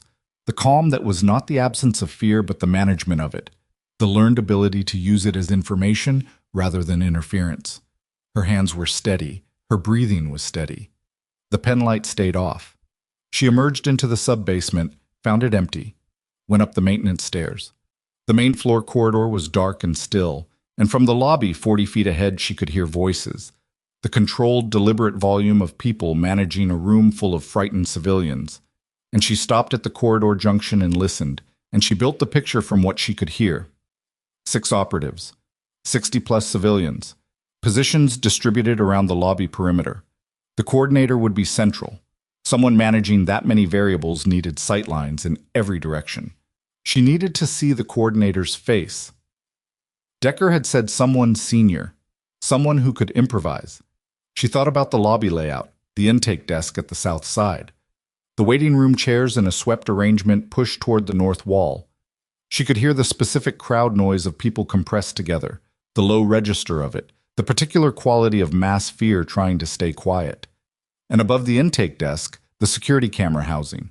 Empty, because the camera had been removed 8 months ago during a budget cut that Haas had signed off on, and that she had noticed and filed away because the housing was still there. And the housing had a ventilation gap at the rear that looked into the lobby at a 40-degree angle. She got into the ceiling access above the corridor in 90 seconds. The access panel was one of the ones she'd identified in her second week, just a habit. She moved above the dropped ceiling in a space that was 14 inches high and smelled of insulation and old wiring, and she moved silently, the way she had been trained to move in confined spaces. And she reached the security camera housing and she looked through the ventilation gap. 63 civilians on the north wall, 6 operatives positioned as she'd estimated. And in the center of the lobby, standing with a tablet in his hands and a communications earpiece running to his collar, a man she did not recognize from any briefing or photograph. Mid-40s, business casual clothing over a tactical vest. The specific bearing of someone who was neither soldier nor executive, but the particular hybrid that operational contractors produced. And he was looking at his tablet with the focused attention of a man watching a clock run down. 5 minutes he'd given them. It had been 4.5. And then he looked up, directly at the security camera housing. And for a moment Maya thought he'd heard her, thought some sound had given her position, and she went completely still. He didn't look away. He reached up and touched his earpiece and said, very clearly, in the direction of the camera housing, "I know you're watching. Come down." The lobby went quiet. All 63 civilians, all 6 operatives, the coordinator, waiting. And then, from somewhere in the corridor behind Maya's position, above the ceiling, from a direction she had not mapped and had not expected, a hand closed around her ankle in the dark. She didn't make a sound. That was the training, not the decision to stay quiet, but the fact that staying quiet happened before the decision. The body running the correct response before the conscious mind had finished registering the threat. Her free leg was already moving, angling to break the grip, and her hand found the wiring conduit above her head and held, and she twisted in the 14-inch space with the controlled violence of someone who had practiced this in worse conditions, and the hand released. A voice, barely a breath. "Bennett, it's Decker." She stopped moving. Her pulse was doing something uncomfortable that she chose to ignore. He had come through the ceiling access at the east end of the corridor, the one she hadn't used, and he had moved the 200 feet between them without making a sound she'd detected, which told her either she was more rattled than she'd allowed herself to acknowledge, or Decker was still operating at a level that surprised her, and she suspected it was both. "The coordinator knew I was there," she said, equally quiet. "He knew someone was there. He doesn't know who or how many. He's bluffing the timeline to force a move." His breath was steady. "I came up through the east access when you came back in. I wasn't going to let you go in alone. I told you to stay with your people. My people are positioned. Ewan has the north face with the Federal Response ETA. I have 7 minutes." A pause. "What did you see from the housing?" She described it in 18 words. He absorbed it in less time than that. "Coordinators centrally positioned," he said. That means the operatives on the perimeter are running on his direction. Take him out of the communications chain, and the perimeter falls apart. He has a tablet and an earpiece. Cutting his comms doesn't take him out. He'll go to hand signals, and the team will hold position. Then we need to create a situation where holding position is the wrong choice. She thought about the lobby, the layout she'd memorized, the things the coordinator had, the things he didn't have, the specific shape of the room, and the people in it, and the infrastructure behind the walls. The sprinkler system, she said. The manual trigger is in the maintenance panel adjacent to the lobby, east wall behind the fire door. If I trigger the zone covering the lobby, it creates immediate chaos. Operatives have to manage 63 wet, panicking civilians instead of 63 scared but stationary ones. The coordinator loses his sightlines, his team loses their positions, and it creates noise cover. Decker was quiet for 2 seconds. It also soaks 63 civilians and anyone with a wound or a compromised immune system. The exposure window is 90 seconds. I trigger it, you go through the lobby's south service entrance simultaneously. The coordinator will move toward his team's compromised positions. That's what a coordinator does. He manages the team, not the room. And when he moves, he's exposed. And where are you? Coming through the north access at the same time. We triangulate him before he can reposition. The north access puts you directly in the lobby. Yes. In the lobby, 6 armed operatives. And 1 coordinator who doesn't know what I actually am. She shifted in the cramped space. 4 minutes, Decker. Another silence. The silence of a man calculating risk he didn't want to accept against a math that kept coming out the same way. The moment you're in the lobby, you're the target, he said. That's what he wants. What he wants is to use me as leverage. What he's going to get is a problem. She started moving back toward the north access panel. 3 minutes 50. Find the south service entrance. Maya, I'll see you on the other side. She didn't wait for the answer. She moved through the ceiling space to the north access panel and positioned herself above it, and she counted in her head. Not a nervous count, a functional one. The same count she used when she was timing a medication push or sequencing a trauma protocol. The count that was just a tool. She opened the panel and dropped into the corridor. The maintenance panel for the sprinkler system was exactly where she'd noted it 11 months ago, when she'd noticed the panel during a fire safety walkthrough that Haas had mandated for all department heads, which had included charge nurses, which had included Diane Holtz, who had brought Maya because Diane didn't trust herself to fill out the post-walkthrough compliance form without someone to verify her notes, which was a small institutional dependency that had annoyed Diane and that Maya had not complained about because the walkthrough had given her the panel location and the trigger sequence, and now that information was the specific difference between this plan working and not working. She got the panel open. The trigger system was mechanical, a physical lever with a zone selector that the building's contractor had installed in 1987, and that had been neither replaced nor upgraded in the intervening decades, because Haas's budget priorities had not included fire suppression modernization, which was a liability issue that the board had flagged twice and that had twice been deferred. Old, mechanical, reliable. She set the zone to lobby coverage only, which would spare the patient corridors and the east wing where there were still recovery patients. And she put her hand on the lever, and she counted down from 5 in her head, and on 0 she pulled it. The delay was 3 seconds, the pressure building in the pipes. And then the lobby erupted. She was already moving. The north access to the lobby was a service door that maintenance used for equipment transit, positioned in the northwest corner behind a column, which gave her 2 seconds of cover from the main floor before any operator turning from the sprinkler activation would have a clear angle. 2 seconds was what she needed. The lobby was exactly what she'd predicted, and worse.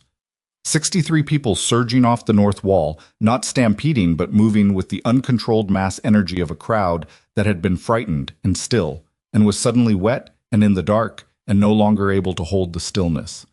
The 6 operatives were doing what trained people do when a controlled situation goes chaotic, trying to reassert the control, moving toward the civilian mass, shouting instructions that the noise and the water overwhelmed. And the coordinator was moving exactly as she'd said he would. Not toward the civilians, toward his team, toward the compromised eastern flank, where 2 of his 6 were struggling with the crowd surge. His tablet was under his arm. His attention was fractured.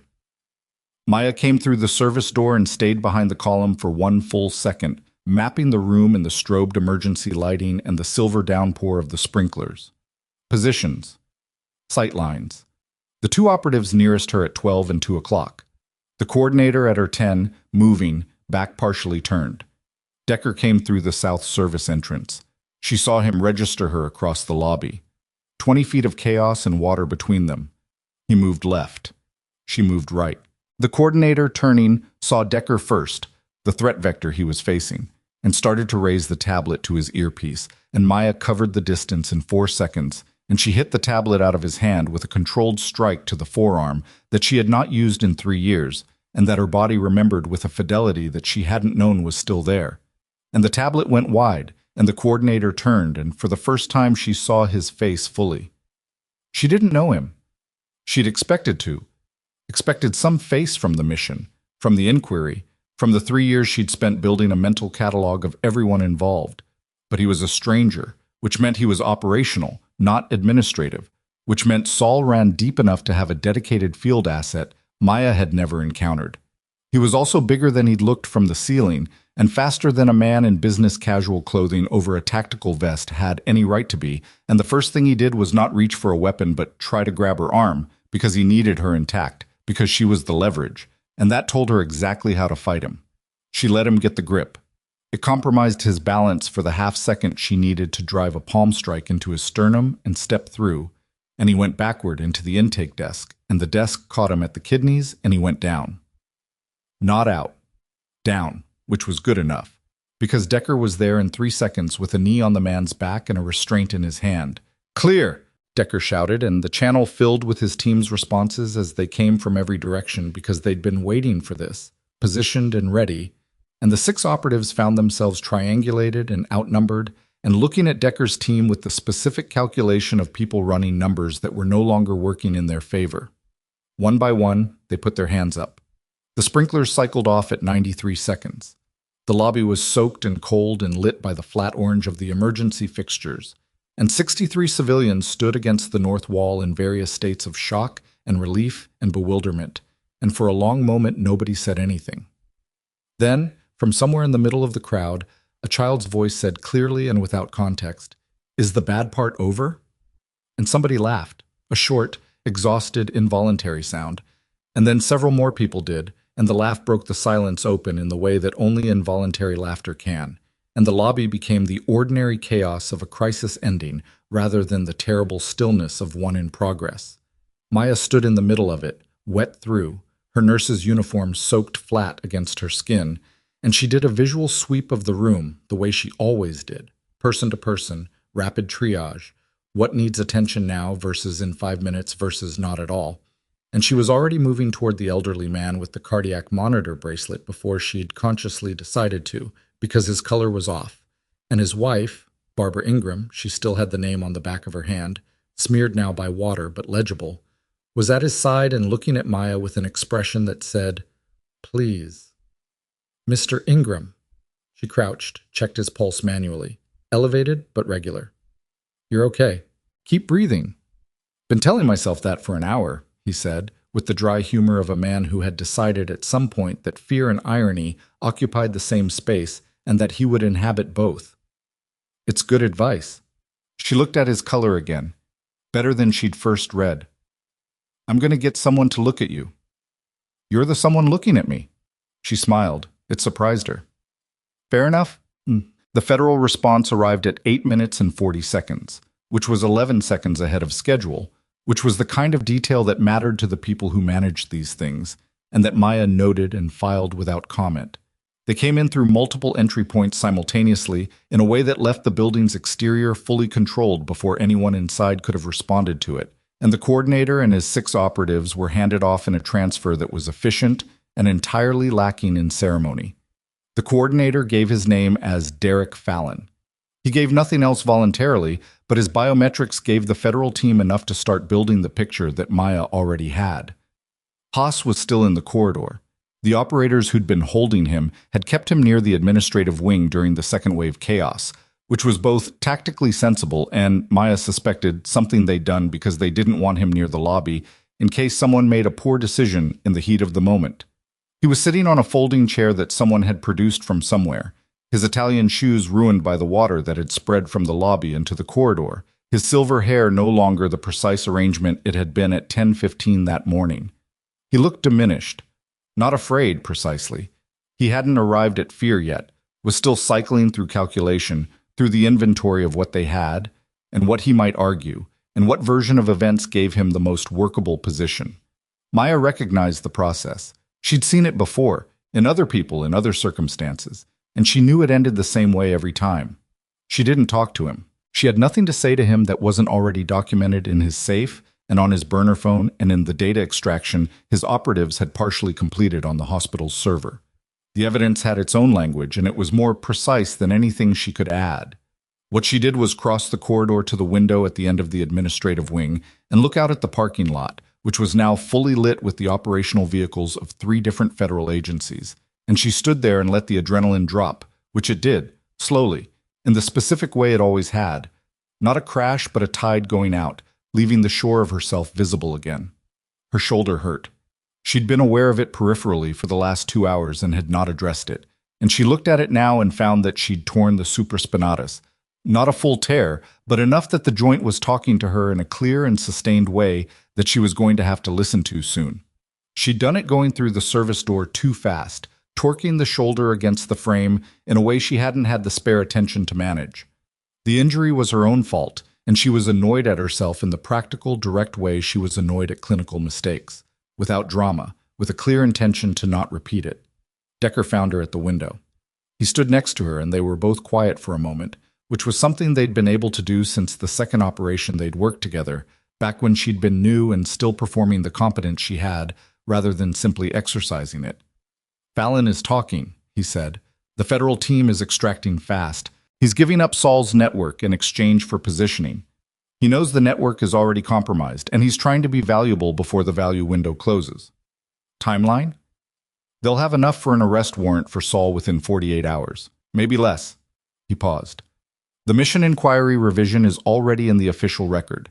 That happened 6 weeks ago when the new evidence was submitted. Your name is cleared." She absorbed this. It still didn't fit quite right, the way things didn't fit right when you'd carried them for too long and the carrying had reshaped you. She knew it would settle eventually. She'd give it time. "Haas," she said. "Multiple conspiracy.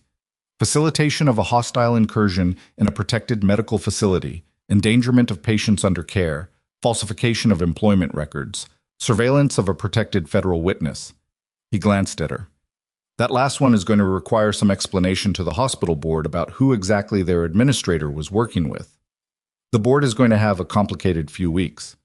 The board is going to have a complicated few years." He was quiet for a moment. "There's already an inquiry into the hiring process. How Haas was placed here, who approved his access to the facility records, how the budget cuts to security infrastructure, the cameras, the fire suppression upgrades, were structured. He was cutting the building's ability to defend itself and creating the conditions for what happened today." He turned to look at her properly. "None of it was accidental. Saul needed a compromised administrator in a facility where you could be placed and monitored and eventually disposed of without attracting attention. Haas had the motive. He'd falsified budget reports 3 years before your arrival, and Saul's network had enough on him to ensure cooperation. Blackmail. With shared benefit, Hayas got protection from his prior fraud. Saul got access to you." She turned the picture over in her mind, and it held together from every angle, which was the worst kind of evidence. The kind that was complete, that left no alternative interpretation, that was more comfortable to live with. A man had spent 3 years building a trap around her at the scale of an entire institution. A job, a workplace, a professional identity, all of it constructed to give someone access to her person and her records in a setting where her termination and disappearance could be processed as an employment dispute. "He didn't account for Okafor," she said. "What?" "Corporal Okafor. If Haas had discharged him this morning when he wanted to, Okafor wouldn't have been in the building when the first wave came in. He's a retired soldier with combat experience, and he noticed things during the evacuation that your team used to map the first wave's positions." She paused. Haas's own interference preserved a witness and an asset he didn't intend to preserve. He undermined his own operation by trying to run the hospital the way he always ran it. Decker was quiet for a moment. Then, "That's either poetic or tactical." It's just what happens when people who underestimate everyone around them run out of runway. The debriefing took 4 hours. It happened in a conference room on the second floor that had been converted by the federal team into a functional processing space, and it was conducted by two people who asked precise questions in the methodical way of people who already knew the answers and were building the record. Maya answered everything.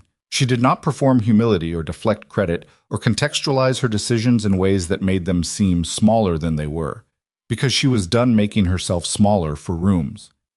Diane Holtz was in the corridor when Maya came out of the conference room. The charge nurse of 11 years, who had managed this floor with the competence of someone who knew the system's limits and had learned to operate within them, looked at Maya with an expression that was somewhere between shame and the kind of respect that doesn't quite know how to find its own language. "I sent you to that administrative review," she said. "I know. I should have pushed back on Haas months ago, about a lot of things." She looked at her hands. "I knew something was wrong about how he talked about you. I told myself it was just politics. It looked like politics from where you were standing. I'm not looking for absolution, Bennett." "I know," Maya said. "Neither am I." They stood in the corridor, and the moment had the particular texture of something real. Not forgiveness exactly, not resolution, but the beginning of something more honest, which was all you could honestly ask for. Diane nodded and walked back toward the nursing station, and Maya watched her go. Paul Reyes was at the station. He'd been there since Ewan had gotten Okafor and the others to the loading dock, and he'd apparently spent the intervening hours managing the remaining floor patients with a focused competence that nobody had seen from him before, and that might have always been there, needing the specific pressure of an impossible situation to make itself visible. He looked exhausted in the clean, scoured way of someone who'd found something real about themselves in the worst possible conditions. He saw Maya and said, "I moved your patients." "You did." "I didn't know—" He stopped, started again. "I didn't know what you were, what you are. None of us did." "You didn't need to know." She paused. "You moved the patients." He seemed to understand what she meant by it. He nodded and turned back to the station. Corporal Okafor was being assessed by one of the federal medical personnel in the East Corridor when Maya found him, sitting up with his prosthetic reattached and his IV line still in his arm, looking precisely as skeptical about the assessment as he'd looked skeptical about everything else since she'd met him. "Your infection markers held," she said, coming alongside. "Genuinely. The movement didn't spike anything catastrophic." "That a clinical opinion?" "It's a fact. You'll need a proper reassessment in the morning, but you're not in worse shape than you were at 7 a.m. "Can't say the same for the hospital." "No." She looked around. The corridor, the wet floor near the lobby, the activity of the federal team moving through the building with the systematic thoroughness of people making sure nothing was missed. "It's going to look different for a while." He studied her with the patience he always brought to looking at things. "What's your name, your real name?" "Maya Bennett. That's not what the commander called you." "Bennett was always my name." She met his eyes. "The other name is a job title. It's not who I am." He was quiet for a moment, then, "You know what I noticed when you came in this morning? You checked the IV line after Storo left. You didn't have to. It was fine, but you checked." "Habit." "No. It's because you actually care whether the line is right. Not whether it looks right, whether it actually is." He shifted slightly, the careful adjustment of a man managing a prosthetic after a long and not simple day.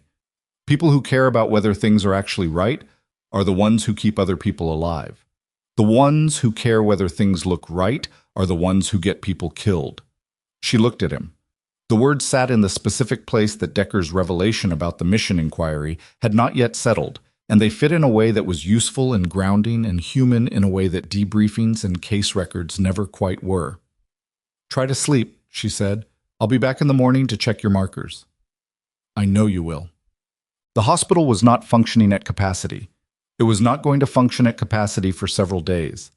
The federal team had arranged emergency patient transfers for the most critical cases, and the remaining patients were stable and attended, and by 3 in the morning the East Wing had the particular quiet of a building that had been through something and was now resting.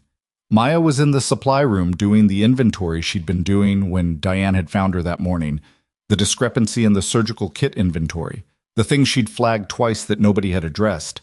And she was doing it because it needed doing, and because her hands needed something useful to occupy them, while her mind ran through the day in the involuntary review process that followed any operation she'd ever been in. The supply room was the same, the inventory discrepancy was the same. 4 wound irrigation kits short of the standing order, consistently, month after month, which was either a supply chain issue or a procurement irregularity, and she was going to find out which, because that was the kind of thing that mattered. Decker appeared in the doorway. "Saul was arrested 40 minutes ago," he said. "Boston. His secondary residence. The warrant went through faster than projected." She noted the last irrigation kit count. "Good. He had a file on you that goes back further than 3 years. There are surveillance records from before the mission, before you were even attached to the unit." He paused. "He identified you as a potential liability during your initial assignment. He flagged you because your documentation style was too precise. You recorded things too specifically, with too much procedural detail. I was worried that if a mission went wrong, your records would be unusable." She stopped writing. "He engineered the mission's failure," Decker said quietly, "and he'd already identified you as the person whose records would be the most credible threat to his version of events. The inquiry wasn't constructed after the mission.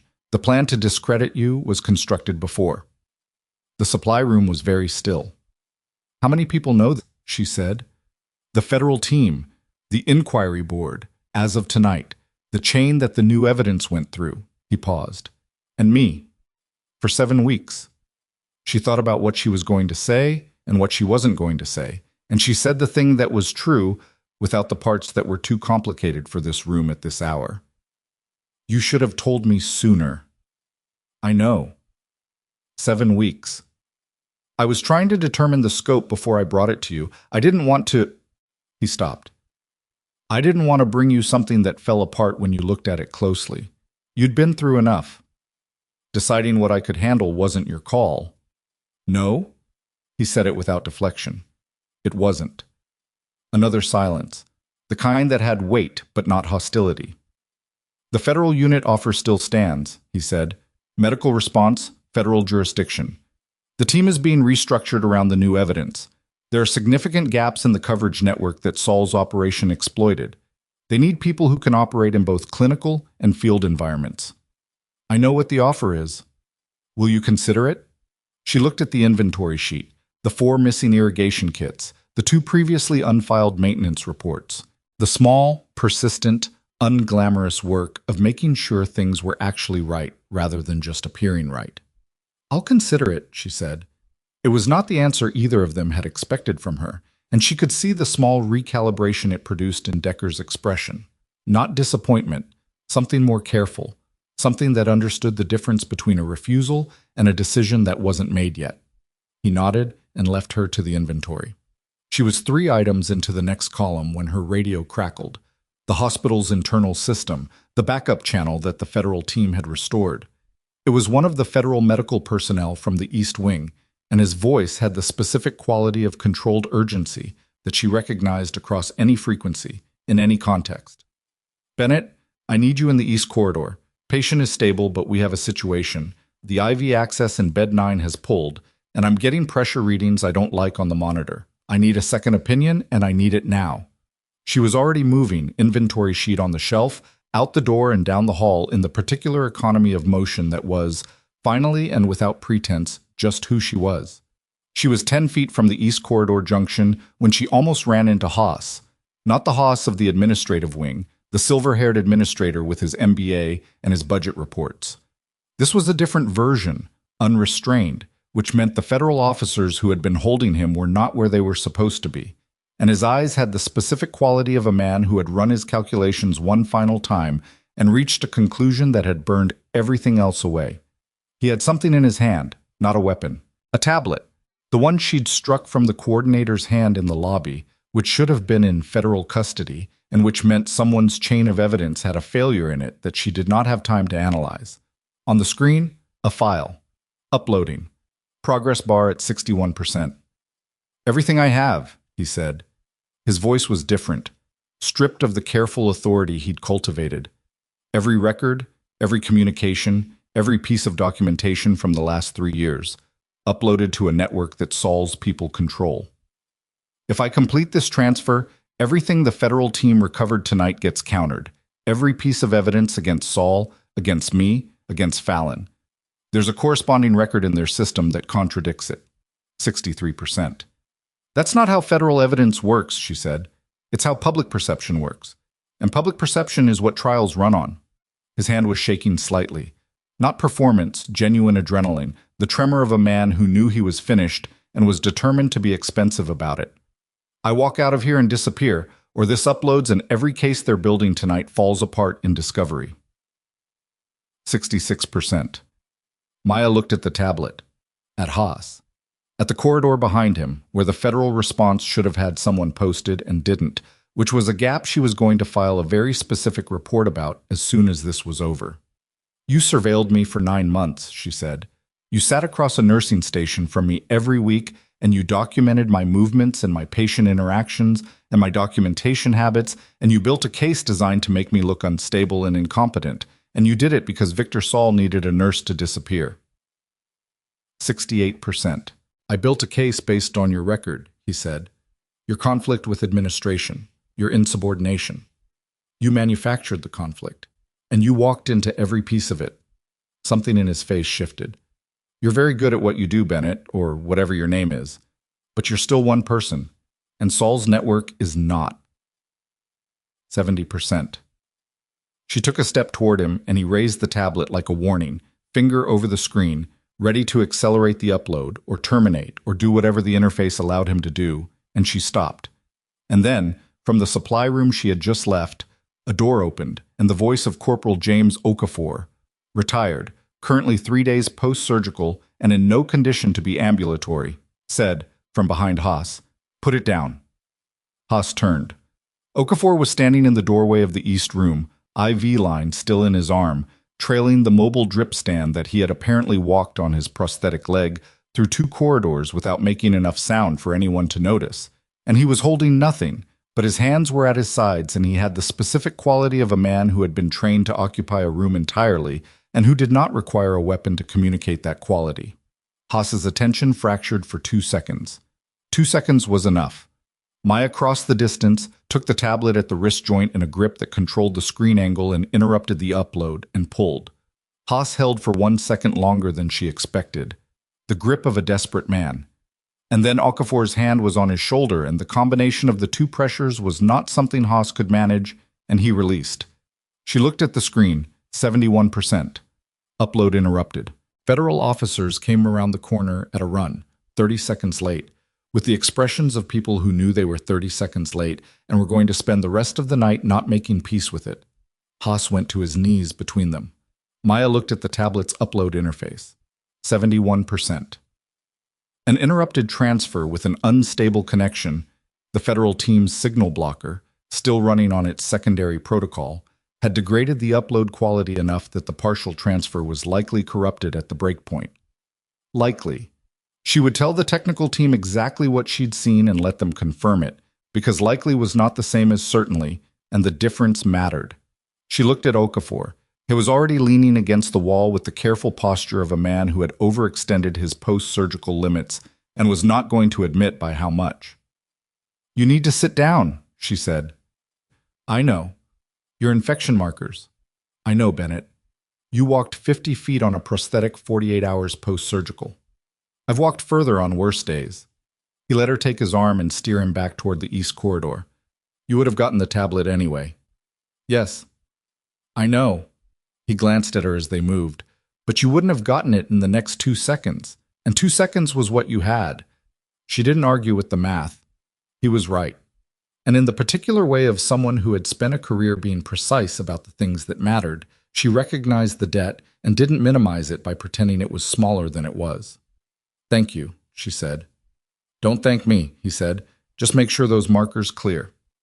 She got him back to bed 9. She checked the IV access that the federal medical tech had called about. It had pulled at the insertion site but not fully dislodged, and she resecured it with the focused attention of someone who understood that the small things kept people alive as reliably as the large ones, often more so. She checked his pressure. She noted his temperature. She updated the chart with the precision that had apparently made her a target 3 years ago and that she had no intention of changing. She was almost done when one of the federal investigators appeared in the doorway. A woman named Castillo, who had been running the evidence processing for the last several hours with the systematic efficiency of someone who was very good at her job and knew it. The tablet transfer, Castillo said. The 71% that uploaded before the interruption. Maya looked at her. It went to a server we've been trying to locate for 6 months, Castillo said. The upload gave us the routing data. We now have the server location. A pause. We also have everything on that server, which includes the complete communications archive of Saul's network for the past 4 years. The full weight of it took a moment to resolve. Haas had uploaded 71% of his files to a server the federal team had been hunting for 6 months, and the upload itself had led them to it, and on that server was everything they needed. He handed them the case, Maya said. He handed us everything. Castillo's expression was the professional neutrality of a woman who allowed herself exactly this much satisfaction at work, and no more. The network is finished. Saul's arrest tonight was the start. This is the end. Every asset, every communication, every financial record. Maya looked at Corporal Okafor, who had his eyes closed and his arms folded, and the particular quality of a man who was pretending to rest while actually listening to everything. You hear that? She said. Heard it, he said, without opening his eyes. She finished the chart note. She put the tablet on the hook at the end of his bed. She checked the window and the door and the IV line one more time, because that was just who she was. And then she stood in the doorway of room 9 in her soaking wet nurse's uniform, with her torn shoulder and her penlight in her pocket. And she thought about Haas on his knees in the corridor and Saul in custody in Boston, and the server that had been dark for 6 months now lit up with every record they needed, and she thought about Victor Saul's original assessment of her, that her documentation was too precise, her records too specific, that she recorded things with too much detail, that if something went wrong, her records would be the most credible threat to his version of events. He'd been right.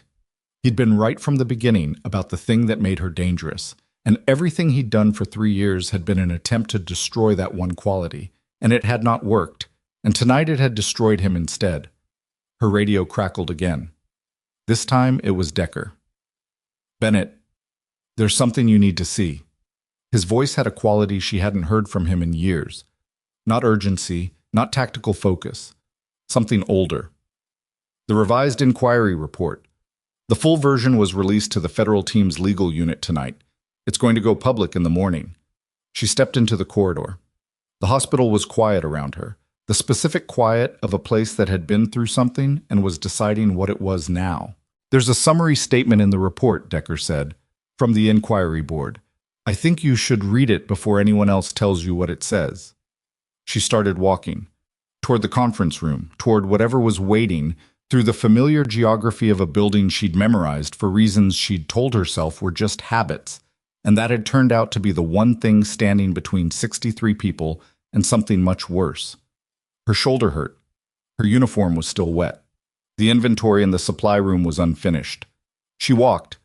The conference room on the second floor still smelled like wet tactical gear and cold coffee, and the inquiry report was printed on 6 pages that someone had stapled at the corner with the mechanical indifference of a document that didn't know what it contained. Decker handed it to her without preamble. She read standing up. She didn't sit, not because she was being stoic about it, but because sitting felt like the wrong posture for reading something she'd been waiting 3 years to read, and her body understood this even if she couldn't have articulated it. She read the whole thing, every page, including the procedural language in the first 2 pages that most people skipped, because she was someone who read procedural language. The board's summary statement was on page 5. It was careful language. Inquiry boards always used careful language, the institutional reflex of people who understood that words in official documents outlive everyone in the room. But the substance was unambiguous. The mission's failed extraction had been the result of a premature abort order issued by embedded contractor Victor Saul, who had possessed the situational authority to issue such an order and had done so with knowledge that the evacuation window was still viable. The ranking medic attached to the unit, designation and full name listed in the classified annex, redacted in the public version, had filed a contemporaneous incident report that accurately reflected the timeline and had been systematically discredited in the original inquiry through the suppression of corroborating communications records. The original inquiry findings were formally vacated. The medic's record was formally cleared. She read that sentence twice, not because she'd misread it the first time, because the first time it hadn't fully landed, the way things sometimes didn't land until you gave them the second contact. Formally cleared. She put the report down on the table. She looked at the wall for a moment, at nothing in particular, in the way she sometimes needed to look at nothing while something large found its place inside her. Decker was quiet. He had the good sense and the genuine decency to be quiet. The soldiers who died, she said, their families, were notified tonight, before the report went to the legal unit. The board wanted families to hear it before it became a document. He paused. They were told the truth about what happened. She thought about those families. She'd thought about them 1,000 times in 3 years, in the specific and terrible way of someone who had carried responsibility for a thing they hadn't done but had been told they'd done. And the carrying had been real even when the fault wasn't. The weight didn't vanish with the report. It changed shape. It became something she could put down rather than something she wore. What happens to Saul? She said. Federal prosecution. The communications archive on the network server gave them everything. Financial records, operational planning, the original inquiry suppression. The assistant U.S. attorney who took the case tonight told Castillo it was the cleanest evidence package she'd seen in 12 years. He sat down in one of the conference room chairs, the chair of a man who had also been awake for a very long time. He will not see the outside of a federal facility for the rest of his life. The legal team's language, not mine. And Haas. State and federal charges, concurrent. The state charges alone carry mandatory minimums that account for the patient endangerment. 63 civilians, 2 of whom were post-surgical.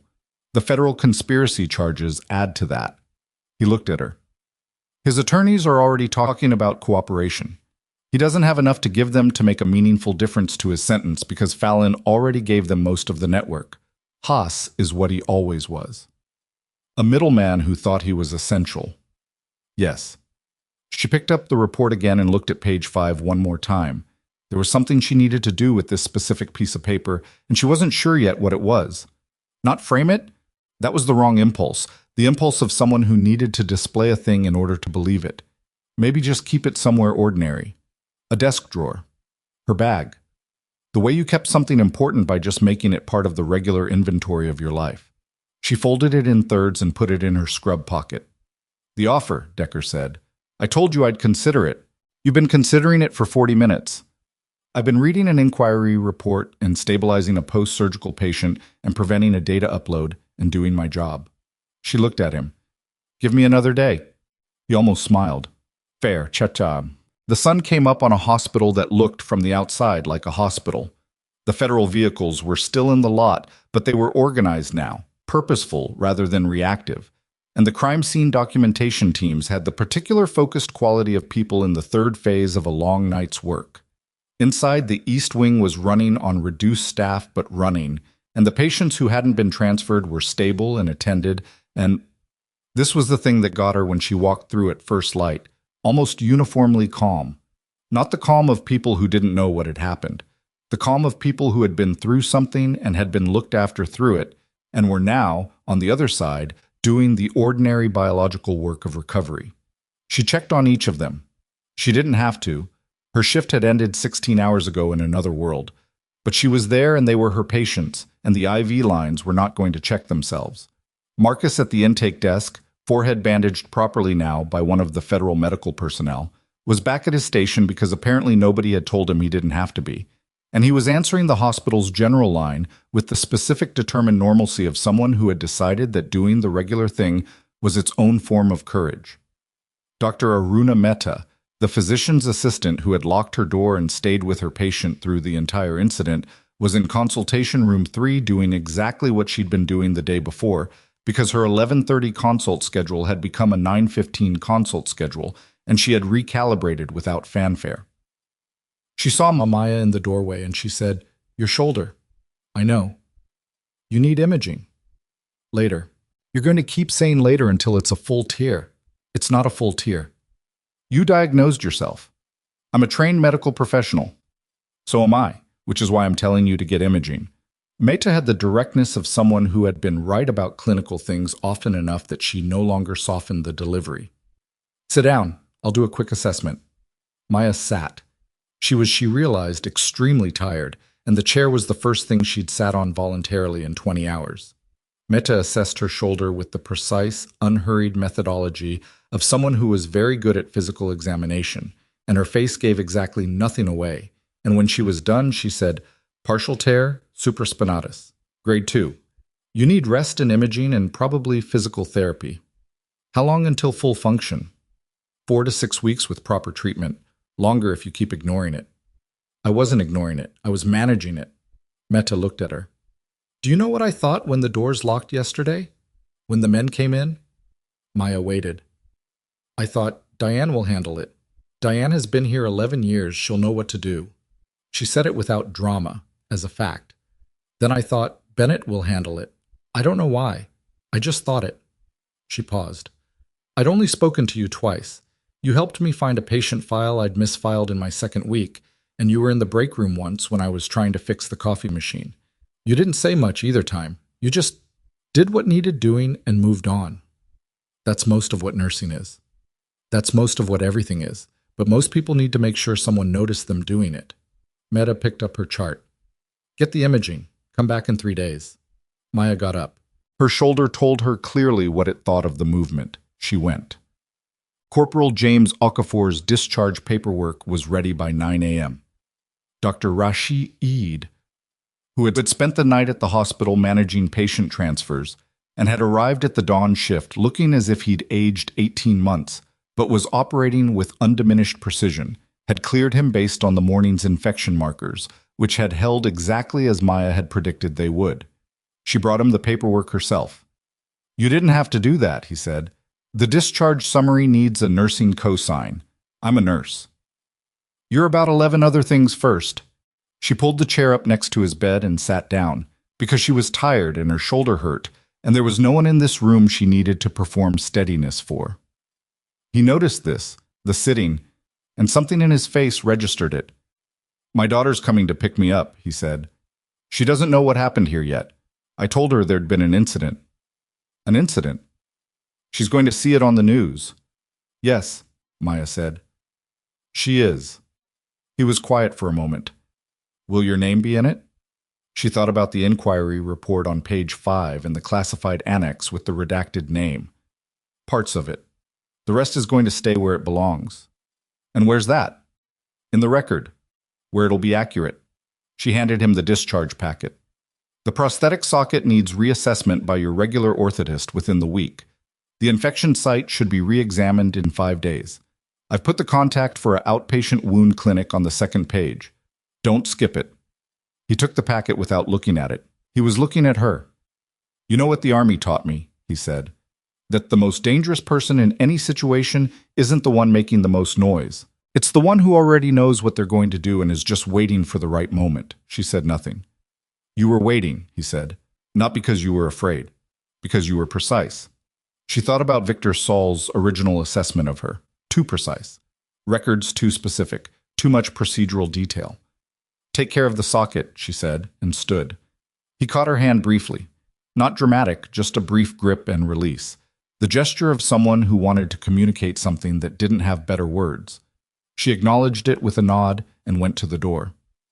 Bennett, he said. She stopped. I'm going to tell my daughter about the nurse who got me out. He said it simply. She's 12. She thinks nurses are people who bring you juice and adjust your pillows. Maya looked at him across the room. That's most of what nursing is. Sure, he said, and his expression said he knew exactly what she was doing and was choosing to let her do it. Sure it is. The press appeared at 11:30. Not at the hospital, the federal team had the perimeter managed, but on the news, which was in the break room where Paul Reyes had the small television on, and where a rotating cast of staff kept appearing in the doorway to watch, and then leaving, and then coming back. Maya watched for 7 minutes. She watched Haas's name in the chyron, the word arrested in red, the exterior footage of the hospital shot from the press perimeter with the federal vehicles still visible in the lot. She watched the anchor deliver the basic facts in the compressed, high-register language of breaking news, the kind that told you the shape without the texture. She watched the segment that explained in careful and slightly inaccurate terms that an unnamed medical staff member had been instrumental in coordinating patient safety during the incursion and had provided key communications to federal authorities. Unnamed, which was what she'd asked Castillo to ensure. The report was the record. The record was enough. She did not need her name on television in a context that would follow her in a specific and unhelpful way, and she did not need the version of recognition that came with public exposure rather than professional accuracy. She knew what had happened. The people who mattered professionally now knew it. The inquiry board had put it in writing with formal language. That was, in fact, what recognition looked like. Not an anchor reading your name, a document that said you were right, after 3 years of being told you were wrong. She poured the rest of her coffee down the sink and left the break room. Decker found her in the parking lot at 1 p.m. She was sitting on the hood of her car, a sensible position that she would not have been caught in 9 months ago and that she currently did not have the energy to be self-conscious about, eating a sandwich that someone in the federal team's support unit had produced from somewhere, and that tasted like nothing in particular but that her body was treating as the best thing it had ever encountered. He leaned against the car next to her and did not say anything for a moment. "Saul's arraignment is set for Thursday," he finally said. "Haas will be arraigned in state court tomorrow. The board has already announced an independent investigation into the hospital's administrative oversight. Preliminary findings go public in 60 days. "I know," Castillo gave me the timeline. "The hospital board met this morning, emergency session." He paused. "They voted to create an interim administrative oversight committee pending the investigation, and they've asked the medical staff to provide a list of patient safety concerns that were raised and ignored during Haas's tenure." "There's a list," she said. "It's documented." "I figured." She finished the sandwich. The parking lot was cold and gray, and there were federal vehicles and press vans and 2 news drones that the perimeter team kept redirecting. And somewhere in the normal flow of the day, in the city beyond the hospital's lot, people were living their ordinary lives without any awareness that something had shifted here, permanently and documentably, in the night. "The federal unit offer," she said. He waited. "Medical response, federal jurisdiction." She looked at the hospital's entrance, the automatic doors, the ambulance bay to the left, the small and fairly ugly ornamental planter that the groundskeeping team had planted with something that didn't survive Idaho winters, and that died back every year, and that someone replanted every spring, stubborn or hopeful or both. Operational scope. National. Occasionally international, depending on the situation. Field deployments. Some. It's not primarily a field role, it's a systems role, building the response infrastructure that doesn't exist, or exists badly. The gaps Saul's network exploited weren't just personnel gaps. They were structural. She thought about the sprinkler system from 1987, the security cameras that had been removed, the emergency communications panel in the sub-basement that most of the staff didn't know existed, the 4 missing irrigation kits that still hadn't been accounted for. Structural gaps. The specific danger of things that were supposed to be in place and quietly weren't. "I want to finish the inventory," she said. Decker looked at her. "The supply room inventory. I flagged it twice. Nobody addressed it. I want to finish it and file a complete report before I do anything else."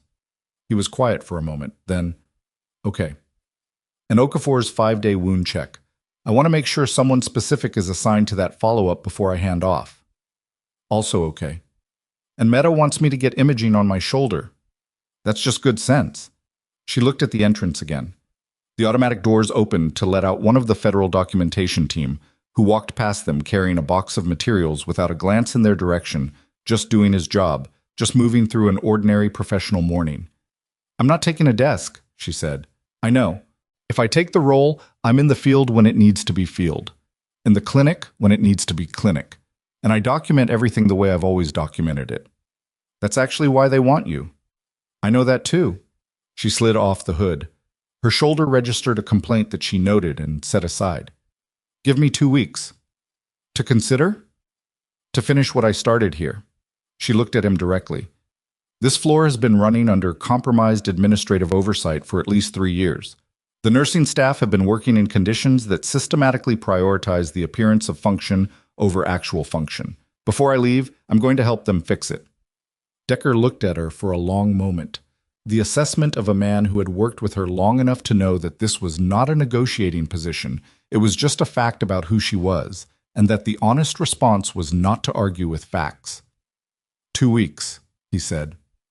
She went back inside. The 2 weeks were not smooth. They were not the montage version of recovery, confident strides, approving nods, symbolic handshakes and good lighting.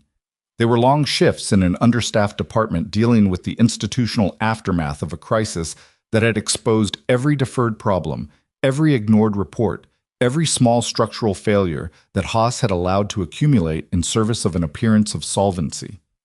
The inventory discrepancy was a procurement irregularity, a vendor billing for supplies not delivered, 6 months running, caught now because Maya finished the count and cross-referenced the purchase orders in a way that nobody had found the time to do. She filed the report with the Interim Oversight Committee on day 3. Criminal referral went to the state attorney on day 9. The independent investigation into Haas's administration went public on day 11. 62 documented instances of suppressed safety reports.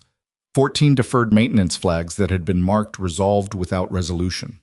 The security camera removal, the fire suppression upgrade deferral, a ventilation issue in the surgical prep suite that had been raised by 2 nurses and filed as attended in the administrative record, when it had in fact only been looked at and set aside.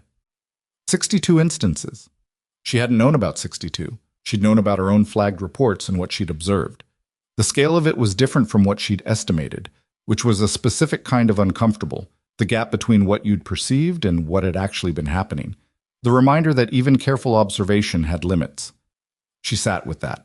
She didn't pretend it didn't bother her because it did, the way it would bother anyone who had been in the building and hadn't seen all of it. You saw what you could see. You documented what you could document. And then you made sure the record was accurate so that when the time came, the record could do what records existed to do. The nursing staff meeting on day 8 was the hardest. Not because anyone was hostile, the opposite. The staff gathered in the break room at the end of a shift, and Maya stood at the front of it and felt the specific discomfort of a room full of people looking at her with a weight she hadn't asked for, and that changed the air in a way she couldn't fix by being efficient or precise. "I know this has been disorienting," she said. She had no notes. She'd learned long ago that notes in a room like this sent the message that you'd rehearsed what you cared about, which was its own kind of distance. You came to work in a building that turned out to be different from what you were told it was. That's not a small thing.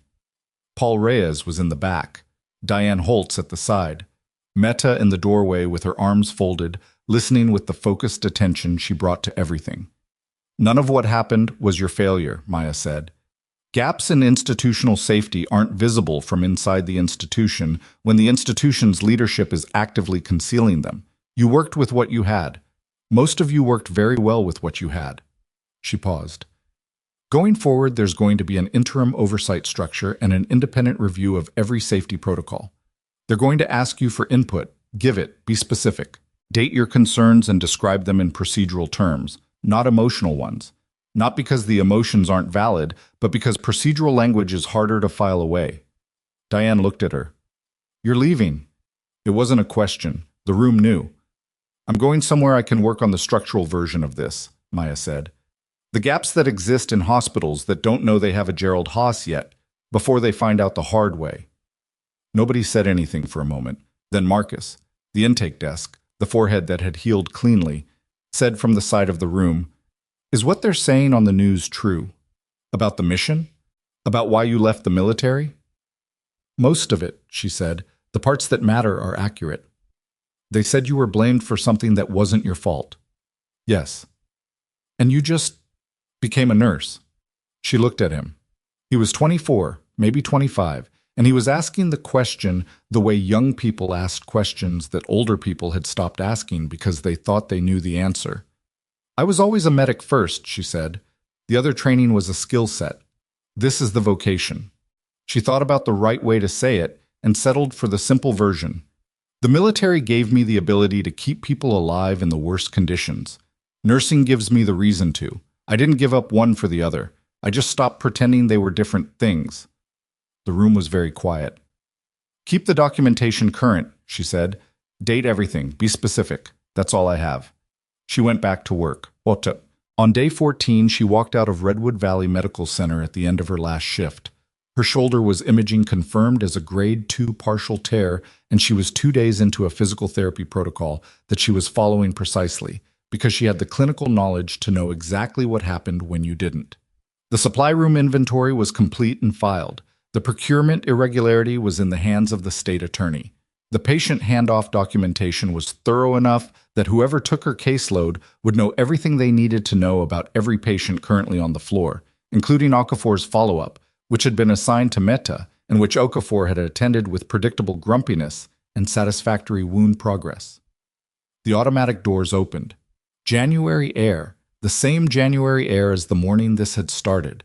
But it was 2 weeks later and the light was slightly different, and she was different in the specific way people were different when something long carried had finally been set down and they were still learning what their own posture felt like without the weight.